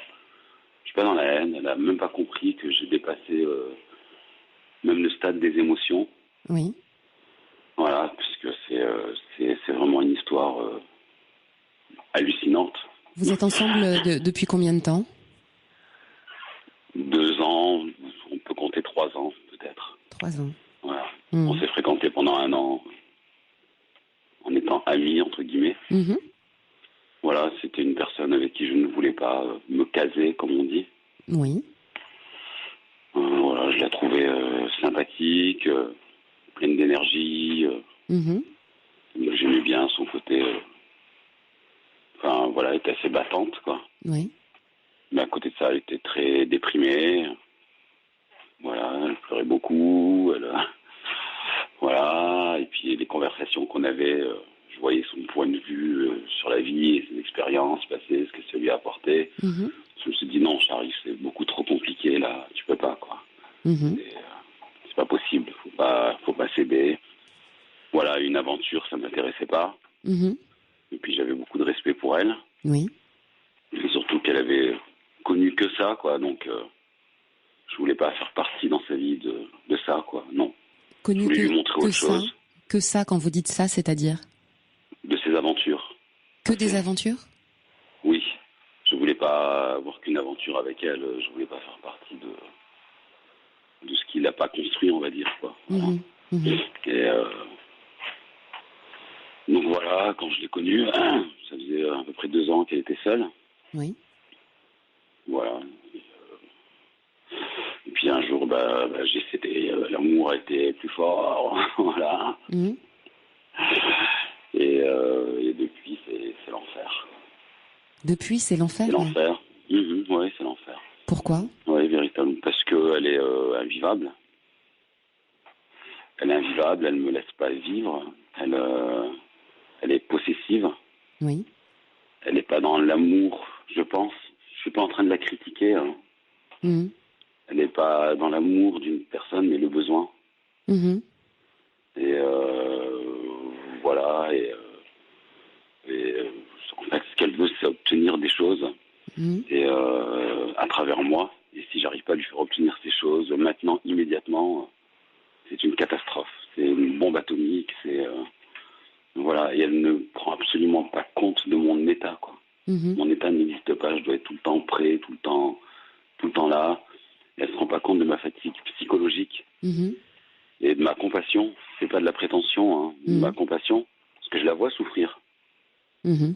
Je sais qu'elle veut aimer pour de vrai, qu'elle veut vivre. On a eu un enfant au bout de 6 mois. Oui. Quand elle m'a annoncé qu'elle était enceinte au bout de 6 mois, je suis grand, hein, je suis responsable. Bien sûr, je sais ce que j'ai fait. Je pouvais me protéger, être plus attentif et tout ça, quoi. Donc, parce qu'inconsciemment, voilà, je ne suis pas aussi laissé aller. J'ai déjà 4 enfants d'une précédente union qui a duré plus de 15 ans. D'accord. Voilà. Et je sortais de cette union depuis 1 an, en fait, avec un enfant en bas âge d'1 an et demi. Mm-hmm. Et moi, je lui explique tout simplement que faire un enfant dans un couple au bout de 6 mois, c'est rapide, en tous les cas de mon point de vue. Mm-hmm. Et qu'il faut le temps de se connaître un peu mieux déjà en couple, de passer quelques étapes. Et que moi, je sors déjà d'une relation qui a duré pas mal d'années. C'est pas rien. Et il faut le temps que j'en sorte vraiment. Et qu'il y a aussi un enfant en bas âge. Et là, ça me faisait encore un 5e enfant avec un espace d'âge encore plus proche que ceux que j'ai conçus avant, qui ont à peu près 3 ans, vous voyez, de différence. Donc après 1 an où vous êtes, comme vous l'avez dit, fréquentés, donc plutôt développé une relation d'amitié tous les deux. Oui. Vous m'avez dit l'amour a été plus fort à un moment donné et on a décidé de commencer une aventure ensemble. Qu'est-ce qui a fait que vous avez décidé de vous lancer dans cette relation avec elle finalement ?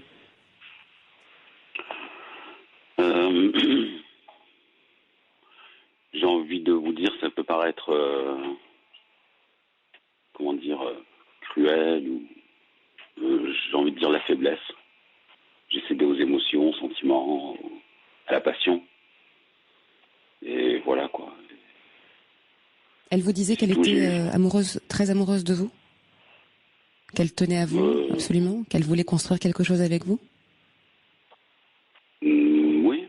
Oui, bien sûr. Non, mais elle est toujours très amoureuse, hein, ça, j'en doute pas. Le problème est même pas là. C'est pas ça, c'est que je suis pas psychologue, mais voilà, elle a un schéma familial qui est complètement nocif. C'est-à-dire ? Une mère toxique qui l'a pourrie. Quand je l'ai connue, elle n'avait pas vu sa mère depuis 3 ans. Donc voilà, elle l'a revoyée un petit peu. Et moi, je connais pas ce genre de relation avec mes parents, ma famille ou les gens. Et je dis, oh, mais il faut pas, sur ses parents, ils sont pas parfaits. Mais c'est pas grave, faut prendre du recul, faut pas leur en vouloir, ils font ce qu'ils peuvent. Et voilà, et elle me disait toujours, non, ma mère est folle. Tu vas voir. Moi, je la trouvais effectivement très sympa, sa mère, quoi. Elle me dit toujours, tu vas voir, quand elle va retourner sa face, tu vas être choqué. Et vraiment, je cerne assez vite les gens dans la vie. Voilà. Et là, c'est vrai que j'ai pris une claque phénoménale, quoi. Sa mère, c'était 2 personnes différentes, quoi. C'était hallucinant, quoi. Elle est dans la rupture de lien avec sa fille, par exemple ? Complètement. Complètement. C'est le tout et le rien, en fait. Hein. Y a pas elle n'est pas venue voir le bébé. Parce que, bien sûr, quand elle a retourné sa veste, sa mère, elle m'a insulté, comme ça, du jour au lendemain. Elle est devenue méchante. Voilà. Bon, elle a mis sa fille dehors à 15 ans et tout, voilà. Et il y a un petit frère qui est plus jeune, qui a 20 ans, qui est sous l'emprise de la mère. Bon, pour moi, il est quasiment foutu, le pauvre, quoi. Voilà, peut-être qu'il réagira un jour. Le père, c'est un glaçon, ils sont divorcés, les parents, bien sûr. Et le père, il est dans un déni total de quoi que ce soit. C'est une chose, ça m'a choqué, je vous assure. J'ai mis du temps à comprendre ces gens. Et quand j'ai vu à quel point c'était, le père, il m'a choqué, quoi. Il m'a vraiment choqué. Et elle m'a dit, tu comprends pourquoi je ne veux plus le voir ? Maintenant, je comprends, quoi. Et il y a un soir où son père est venu parler pour une histoire de Noël, où il voulait nous inviter, enfin bref, et tout ça. Et voilà, elle demandait d'abord des excuses par rapport à des choses qu'il lui avait dit, des choses horribles. Et lui, il voulait que le tableau idyllique de son Noël. Et elle lui expliquait que si vous voulez l'inviter, il y avait tous les jours de l'année, hein, quand on aime quelqu'un, c'est clair qu'on n'a pas besoin de Noël. Même si symboliquement c'est joli et tout ça, mais un minimum de vérité, hein, de sincérité. Et voilà, ce monsieur, il voulait tout simplement, avec sa nouvelle compagne, montrer une espèce de tableau bidon. Excusez-moi de mon langage un peu... Non mais je vous en prie. Voilà. Exprimez-vous comme vous le pouvez et surtout comme vous avez envie de le faire. Moi, ce qui m'intéresse aussi maintenant, c'est peut-être revenir, que j'ai compris, cet entourage familial. Non, mais votre métier, c'est pas de faire de. Mais bien sûr, sentez-vous libre. Voilà, on est en confiance, on est bien, et moi, je vous pose des questions pour essayer de mieux comprendre surtout. Voilà, donc vous m'avez parlé de cet entourage familial de cette femme, mais au bout d'1 an, vous avez décidé du coup de vivre ensemble. Hein. Vous êtes installés tous les deux. Comment ça s'est passé finalement le début de couple? Ça s'est passé trop rapidement en fait. c'est que moi, je m'étais séparé de la mère de mes enfants depuis quelques mois. Oui. Et donc, voilà, j'étais pas encore décidé. J'avais juste pris un petit studio de dépannage, on va dire. Et donc, voilà, j'attendais de prendre un appartement plus grand, etc. Et ça s'est fait dans cette situation-là. Et bien sûr, c'était plus simple de rester chez elle. Mais c'est une chose que je ne voulais pas, quoi. Je me suis dit, surtout, tu n'habites pas tout de suite ensemble. Oui. Et puis on a plongé à fond dedans, une passion énorme, un amour énorme. Enfin voilà. Quand vous parlez de passion, vous voulez dire quoi en fait, Lucien, par passion? Des sentiments énormes, quoi. On était en fusion totale. Ça a duré 6 mois. On était sur notre planète. C'était voilà. Et bon, c'était beau. Mais, la fusion, c'était donc que tous les deux. Que tous les deux, oui. Donc pas vraiment de connexion avec l'entourage amical. Non, voilà, on a coupé du tout, et ça je le voyais, moi. Je suis quelqu'un qui reste assez lucide de ce que je vis, quoi. Et je disais, faut qu'on fasse attention, là, on est tous les jours ensemble, et tout ça, et voilà. Et puis, moi, je voyais plus personne, non plus.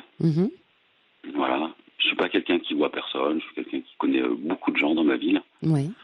Et voilà, je fais de la musique, j'en ai toujours fait plus ou moins régulièrement. Tout ça, c'était fini, il n'y avait plus rien. Je dis pas que c'est à cause d'elle, c'est juste qu'on a vécu comme ça. Il n'y avait pas de place, en fait. Il n'y avait pas de place pour tout le reste. Il n'y avait pas de place. La priorité, c'était finalement ce que vous étiez en train de vivre tous les deux. Oui. La priorité absolue. Il n'y avait même plus de place pour mes enfants. C'est ce que j'allais vous demander, justement. Oui. Vous avez 4 enfants d'une première relation, c'est ça, hein? Oui, ouais. Il n'y avait même plus de place pour mes enfants. J'avais du mal à mettre en place quelque chose de régulier pour les voir comme il se doit, quoi. Oui. Parce que les enfants ont besoin de rythme et de régularité, en tous les cas, et voilà. Et donc, voilà, et puis après ça a commencé les cris, les reproches, je ne supporte pas que quelqu'un vive avec moi, en fait, quoi. Et je parle d'elle, pas moi.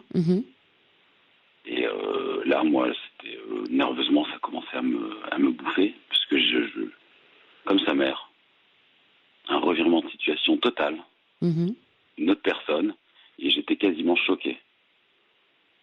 Et au bout, on devait prendre une maison.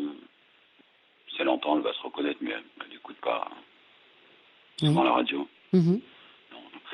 Et on devait prendre une maison ensemble à la campagne. Oui.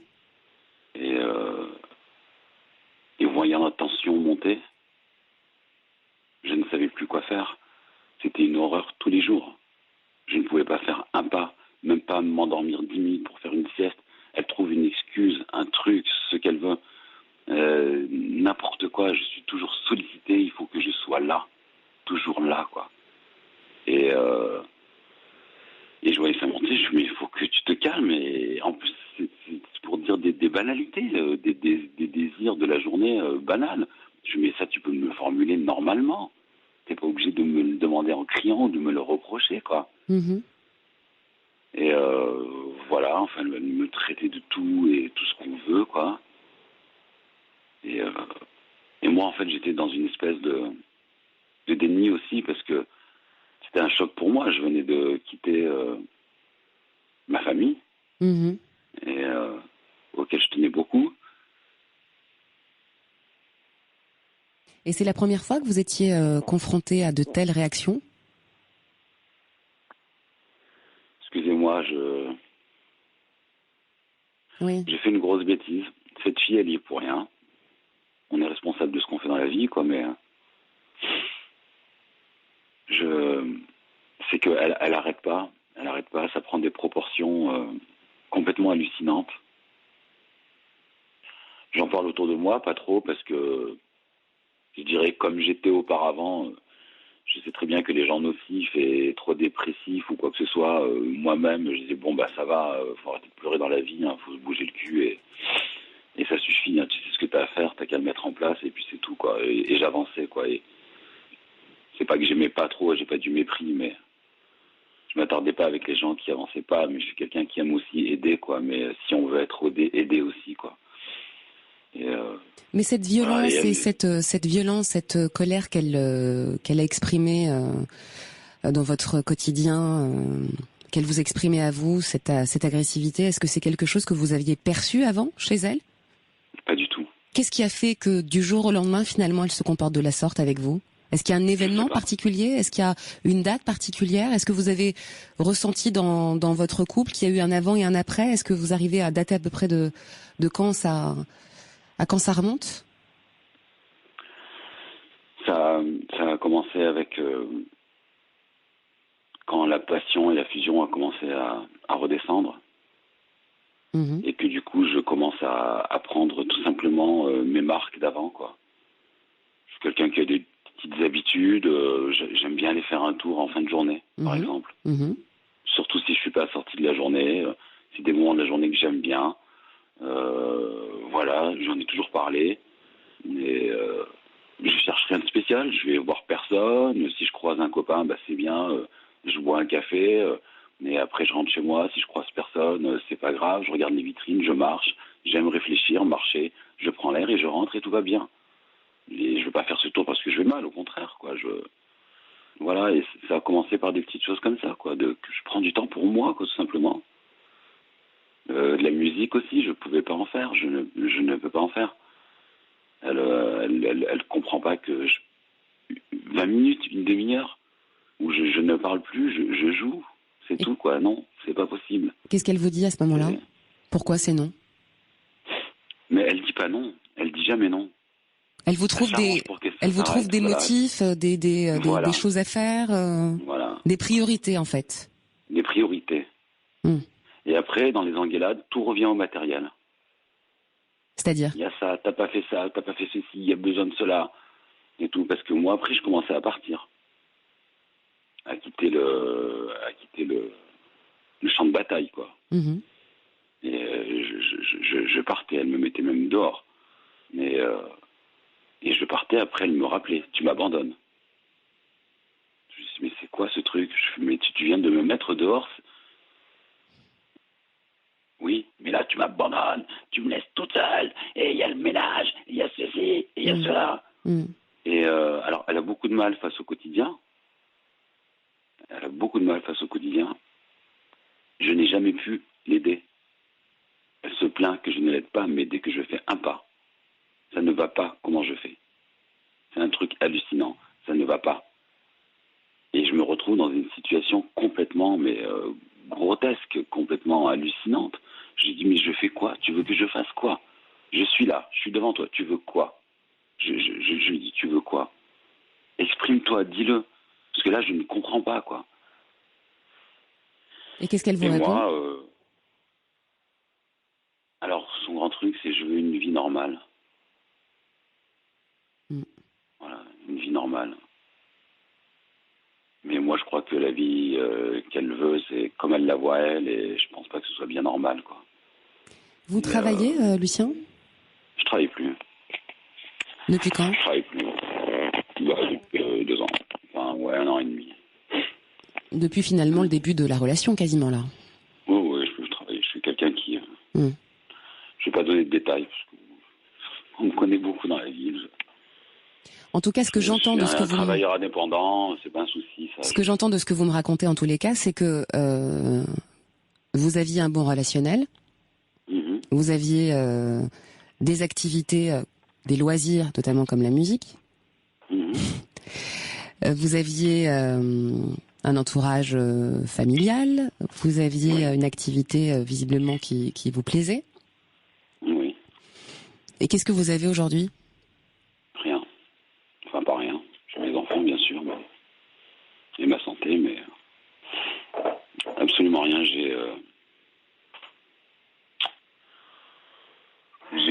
On va l'appeler Lucie. Voilà. Voilà, j'ai Lucie. Vous en êtes où aujourd'hui, justement, là? Vous en êtes où avec elle? J'en suis que je suis encore assez idiot pour avoir de la compassion. Que je sais que quand je vais la quitter, ça va être un choc pour elle parce qu'elle est complètement dans le déni de la gravité de nos situations pour l'un et pour l'autre.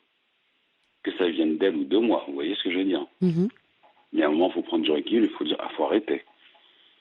Et ça, elle ne veut même pas en entendre parler. Là, ça fait une semaine que je lui réclame 2-3 jours de repos. Je lui dis, je n'en peux plus, je veux juste dormir. Dormir, reposer mon cerveau, dormir. Après, on tentera de discuter. Mais le problème, c'est qu'elle est avec ce bébé et elle a peur du quotidien avec ce bébé. Voilà, après, c'est les grands trucs, je te l'amène, je te la laisse devant ta porte, je préférais ma vie d'avant, des trucs horribles. Je vous appelle un peu aussi ce soir pour que je m'entende et que je me mette un coup de pied au cul. Vous comprenez? Ben oui, je comprends parfaitement. Alors, si vous si vous appelez pour vous entendre, alors dans ces cas-là, moi, je vais me faire écho de ce que vous avez déjà dit. Vous m'avez dit au départ, je ne voulais pas me mettre dans une relation tout de suite et trop vite, puisque je sortais d'une relation de 15 ans avec une personne avec qui j'ai eu 4 enfants. Vous m'avez dit, je ne voulais pas me mettre en couple avec cette personne-là en l'occurrence. Donc, on s'est fréquenté pendant 1 an. Je ne voulais pas avoir tout de suite un enfant, parce que j'avais un enfant en bas âge d'une première relation qui était mon 4e enfant, donc je ne voulais pas. Je voulais même plus avoir d'enfant. Vous ne vouliez pas beaucoup de choses, et au final, tout ce que vous ne vouliez pas s'est passé. C'est tout le contraire. Exactement, tout le contraire. La question est de savoir qu'est-ce que vous voulez aujourd'hui. Aujourd'hui, qu'est-ce que je veux? Je veux retrouver le courage et la force que j'avais d'être lucide sur les situations comme ça. Et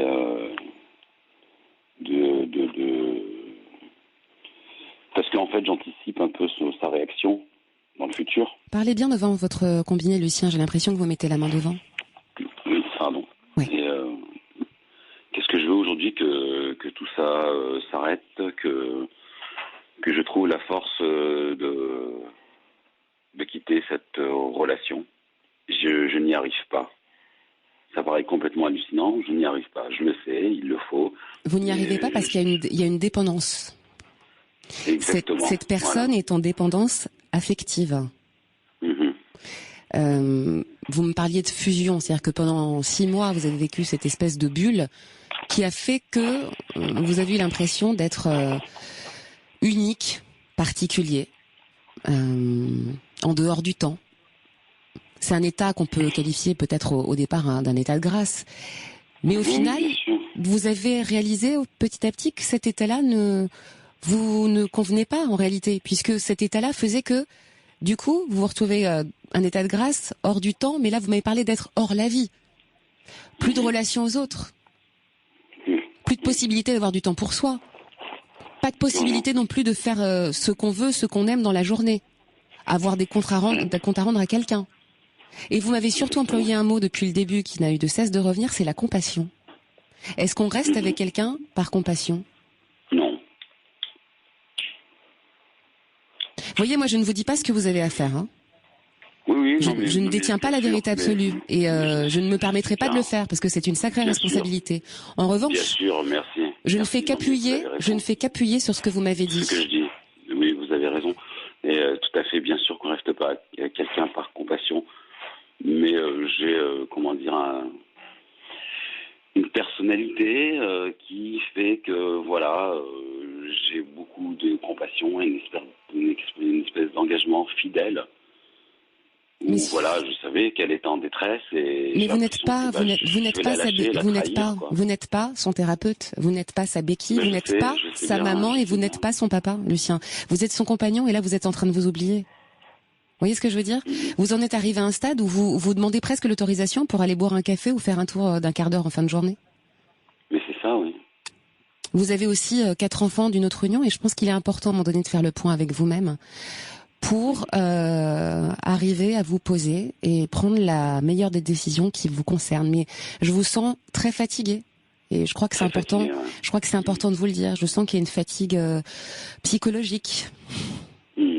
Et il faudrait pas tomber dans une spirale où après il y a une perte d'estime de soi, voyez. Non, mais je me suis déjà sauvé l'année dernière, en fait, quand elle a vraiment pété les plombs, on va dire. J'avais alerté tout le monde. J'avais appelé sa famille, son père. Je fais, là, Céline, ça va pas du tout. Pardon. Ici, ça va pas du tout. Il faut venir la voir. Moi, je ne peux plus, en tous les cas. Je ne peux plus. Voilà, elle venait d'être enceinte. Ça lui a fait un choc. Voilà, je l'ai même amené voir les psys. Ils lui ont proposé d'aller se reposer en clinique pour faire le point sur elle-même et tout. Donc elle a fait une crise. Elle a refusé. Enfin, elle a fait croire qu'elle allait y aller. Voilà, le soir où on a vu le psy, elle lui a dit, moi je vous trouve une place demain où vous posez pendant 10 jours et tout. Ok, super. Et moi, idiot, elle lui propose une ambulance, vous voyez, des petits détails comme ça pour venir la chercher le lendemain. Et elle fait, non mais Lucien va m'emmener. Je suis bien sûr, je t'emmène. Mais on convient tout de suite de l'horaire et tout, parce que je voulais pas repasser. C'est à ce moment-là encore une nuit avec elle. C'était l'horreur tous les soirs. Je fais, par contre, ce soir, je ne dors pas avec toi. On se met d'accord devant le docteur. Ok, je t'abandonne pas. Et demain, je viens te chercher à telle heure. Tu es prête et on y va. Et le matin même, voilà, elle n'était pas prête et tout. Après, elle m'a dit que c'est trop tard. Je fais, c'est pas un problème. Ils ont dit que toute la journée, ils pouvaient t'accueillir. Je t'attends. Je vais t'y emmener. Et tout. Et à la fin de la journée, elle n'a pas pu y aller à cause de moi, carrément. Tout est à cause de moi. Son existence, sa création est à cause de moi, quoi. Non, mais évidemment, au vu de ce que vous m'avez raconté, de cette personne et de son entourage familial, on voit bien que c'est quelqu'un qui est dans la dépendance parce que justement pas sécurisé dès l'enfance. Au vu de ce que vous m'avez raconté par cette mère qui n'est pas dans le maintien du lien, qui fait que on a une tendance à rechercher chez l'autre finalement cet aspect maternant. Vous voyez ce que je veux dire ? Quelque part, vous êtes tout, vous êtes unique et vous êtes censé tout compenser, tout remplacer, et elle est censée être votre priorité absolue. Sauf que ce n'est pas possible et ce ne sont pas les bases d'une relation équilibrée et saine qui va vous permettre d'avancer. Exactement. Je tiens à vous dire qu'on a pas mal de réactions qui nous arrivent au 7 39 21, d'auditeurs qui sont touchés par votre histoire, Lucien. Certains vous conseillent de vous protéger, comme feuille d'érable. Oui, je sais. Et d'autres vous conseillent, peut-être, si vous avez envie de converser avec eux, c'est le cas notamment de Mélanie, qui a laissé son numéro de téléphone portable et qui souhaite discuter avec vous de votre situation. Visiblement, il y a une résonance, il y a un écho à son histoire à elle. Donc, si vous le souhaitez, Paul va vous reprendre hors antenne et vous transmettre les coordonnées de cette jeune femme et éventuellement peut-être pour essayer d'avancer, en tous les cas de converser, essayer d'aller vers la solution qui semblera la plus juste pour vous. D'accord ? En fait, j'ai appelé aussi ce soir parce que elle tient au 31 et on était déjà en conflit total avant Noël. Oui. Et c'est pas prétentieux de ma part, mais je lui ai offert Noël. Oui. Et pour la petite et tout, ça s'est super bien passé. Parce que sincèrement, elle a comme une espèce de double personnalité. Là, ce soir de Noël, et ça a duré 48 heures, mais je l'épousais, il n'y avait aucun problème. Et quand elle est dans cet état-là, on arrive même à converser. Je lui dis, mais Lucie, tu vois bien ce que je vis ? Oui, je sais, elle me dit. Je sais. Elle va voir un psy, mais elle l'a vu que 2 fois pour l'instant. J'ai fait, mais en attendant qu'il y ait un résultat, qu'il y ait quelque chose, je ne peux plus vivre dans ce conflit. Moi, je lui ai même proposé de vivre, j'ai un appartement, je lui ai proposé de vivre séparément, je suis là, et tout, mais non, elle ne veut pas. Et ça augmente, je vous raconte pas les détails de ce que j'ai vécu. Lucien, Et là, le 31, pardon. Moi, je pense que là, en réalité, ce n'est que mon avis, le 31 n'est pas d'actualité. Mais exactement, elle comprend pas tout ça. Et je suis désolée vraiment parce que le temps nous presse et je suis dans l'obligation de vous saluer, de vous embrasser très fort évidemment parce que d'autres personnes nous attendent et le but du jeu c'est que on converse un maximum. N'oubliez pas que vous n'êtes pas un sauveur. Vous n'êtes qu'un homme et qui a besoin aussi de savoir ce qu'il a envie de prendre comme décision et le mieux c'est de se poser. Tous mes amis me le disent, on te reconnaît pas, il faut que tu réagisses. Paul va vous récupérer au standard pour échanger les numéros de téléphone qui vous ont écrit, Lucien. Merci de votre écoute. Mais je vous en prie avec plaisir et bon courage à vous. Au revoir. Minuit 53 sur Europe 1, toujours en direct pour la libre antenne. On va accueillir tout de suite Patrick au 3921. Patrick qui souhaite réagir au témoignage de David que nous avons eu tout à l'heure en direct sur l'antenne et qui nous confie être complètement perdu du fait qu'il avait commencé une relation avec une jeune femme qui était déjà engagée ailleurs, une relation qui perdurait depuis 15 mois maintenant et il n'y trouvait plus son compte, d'autant qu'il était censé la voir aujourd'hui et qu'elle n'avait pas daigné lui envoyer de message pour lui dire qu'elle ne souhaitait pas le voir ou qu'elle ne pouvait pas le voir. Il était très affecté par ça. Patrick, bonsoir. Bonsoir. Vous souhaitiez réagir donc à ce témoignage de David, pour quelle raison? Parce que un jour une femme m'a dit je ne suis pas ton infirmière. Et un jour mes enfants m'ont dit mais pour une autre relation, mais peu importe, tu n'es pas son infirmier. Oui. Donc je pense que les problèmes se règlent autrement, mais pas en étant je suis ni infirmière ni infirmier. C'est très très très difficile. Donc j'ai été sensible au témoignage de David, ou de la personne après d'ailleurs, je ne sais plus son prénom. Qu'on vient d'avoir effectivement Lucien. Voilà. Je ne suis pas là pour régler les problèmes ou qu'on règle les miens. Vous avez déjà vécu ce type de relation vous-même, c'est ce que vous disiez? Oui. Enfin, oui, pas les mêmes, mais je pense que je rencontre une femme, elle n'est pas mon infirmière pour régler les problèmes que j'ai pu avoir, et je ne suis pas son infirmier pour régler les problèmes qu'elle a pu avoir. C'est ce que vous avez ressenti dans le témoignage de David tout à l'heure? Oui, tout à l'heure, oui, absolument. J'aimerais bien d'ailleurs parler avec lui. Mais écoutez, nous ferons en sorte, s'il le souhaite, de transmettre vos coordonnées, s'il a envie de converser avec vous, avec plaisir. Et justement, c'est intéressant ce que vous dites à la fois pour David et Lucien, qui sont d'ailleurs dans deux histoires de couples différentes, mais avec cette volonté de se positionner par rapport à l'autre dans un rapport... soit, comme moi j'employais le terme de sauveur ou de béquille ou de thérapeute, donc d'avoir une position particulière, très empathique et dans la compassion, mais à s'oublier, soi. Oui, s'oublier, c'est pas facile, hein. Oui. C'est pas facile, hein, Julien. C'est s'oublier. Ah non, s'oublier, c'est non seulement c'est pas que c'est pas facile, hein, mais il ne faut pas s'oublier dans une relation à l'autre. Voilà. Je crois que c'est le plus important surtout, c'est ne pas s'oublier soi. Absolument, oui. Et vos enfants, vous en avez parlé justement parce qu'ils ont eu peur pour vous à un moment donné? Oui, mes enfants ont eu peur et ils m'ont dit il n'y a pas d'infirmière, il n'y a pas d'infirmier, sauf à l'hôpital, et tu dois vivre ta vie, toi, quoi. Et le reste viendra après, quoi. Vous avez confié au Standard tout à l'heure que vous étiez en quelque sorte le patient dans le couple. Oui. C'est-à-dire? J'avais vraiment l'impression qu'une infirmière me soignait. Et l'infirmière pouvait être ma conjointe. Donc j'étais le patient, j'étais comme à l'hôpital, quoi. C'est quelqu'un qui me disait, mais attends, ça va bien, tu vas guérir, et moi j'étais pas bien, et c'est compliqué, hein, parce qu'on ne sait pas où on est là. On ne sait pas où on est. Vous n'étiez pas bien, c'est-à-dire?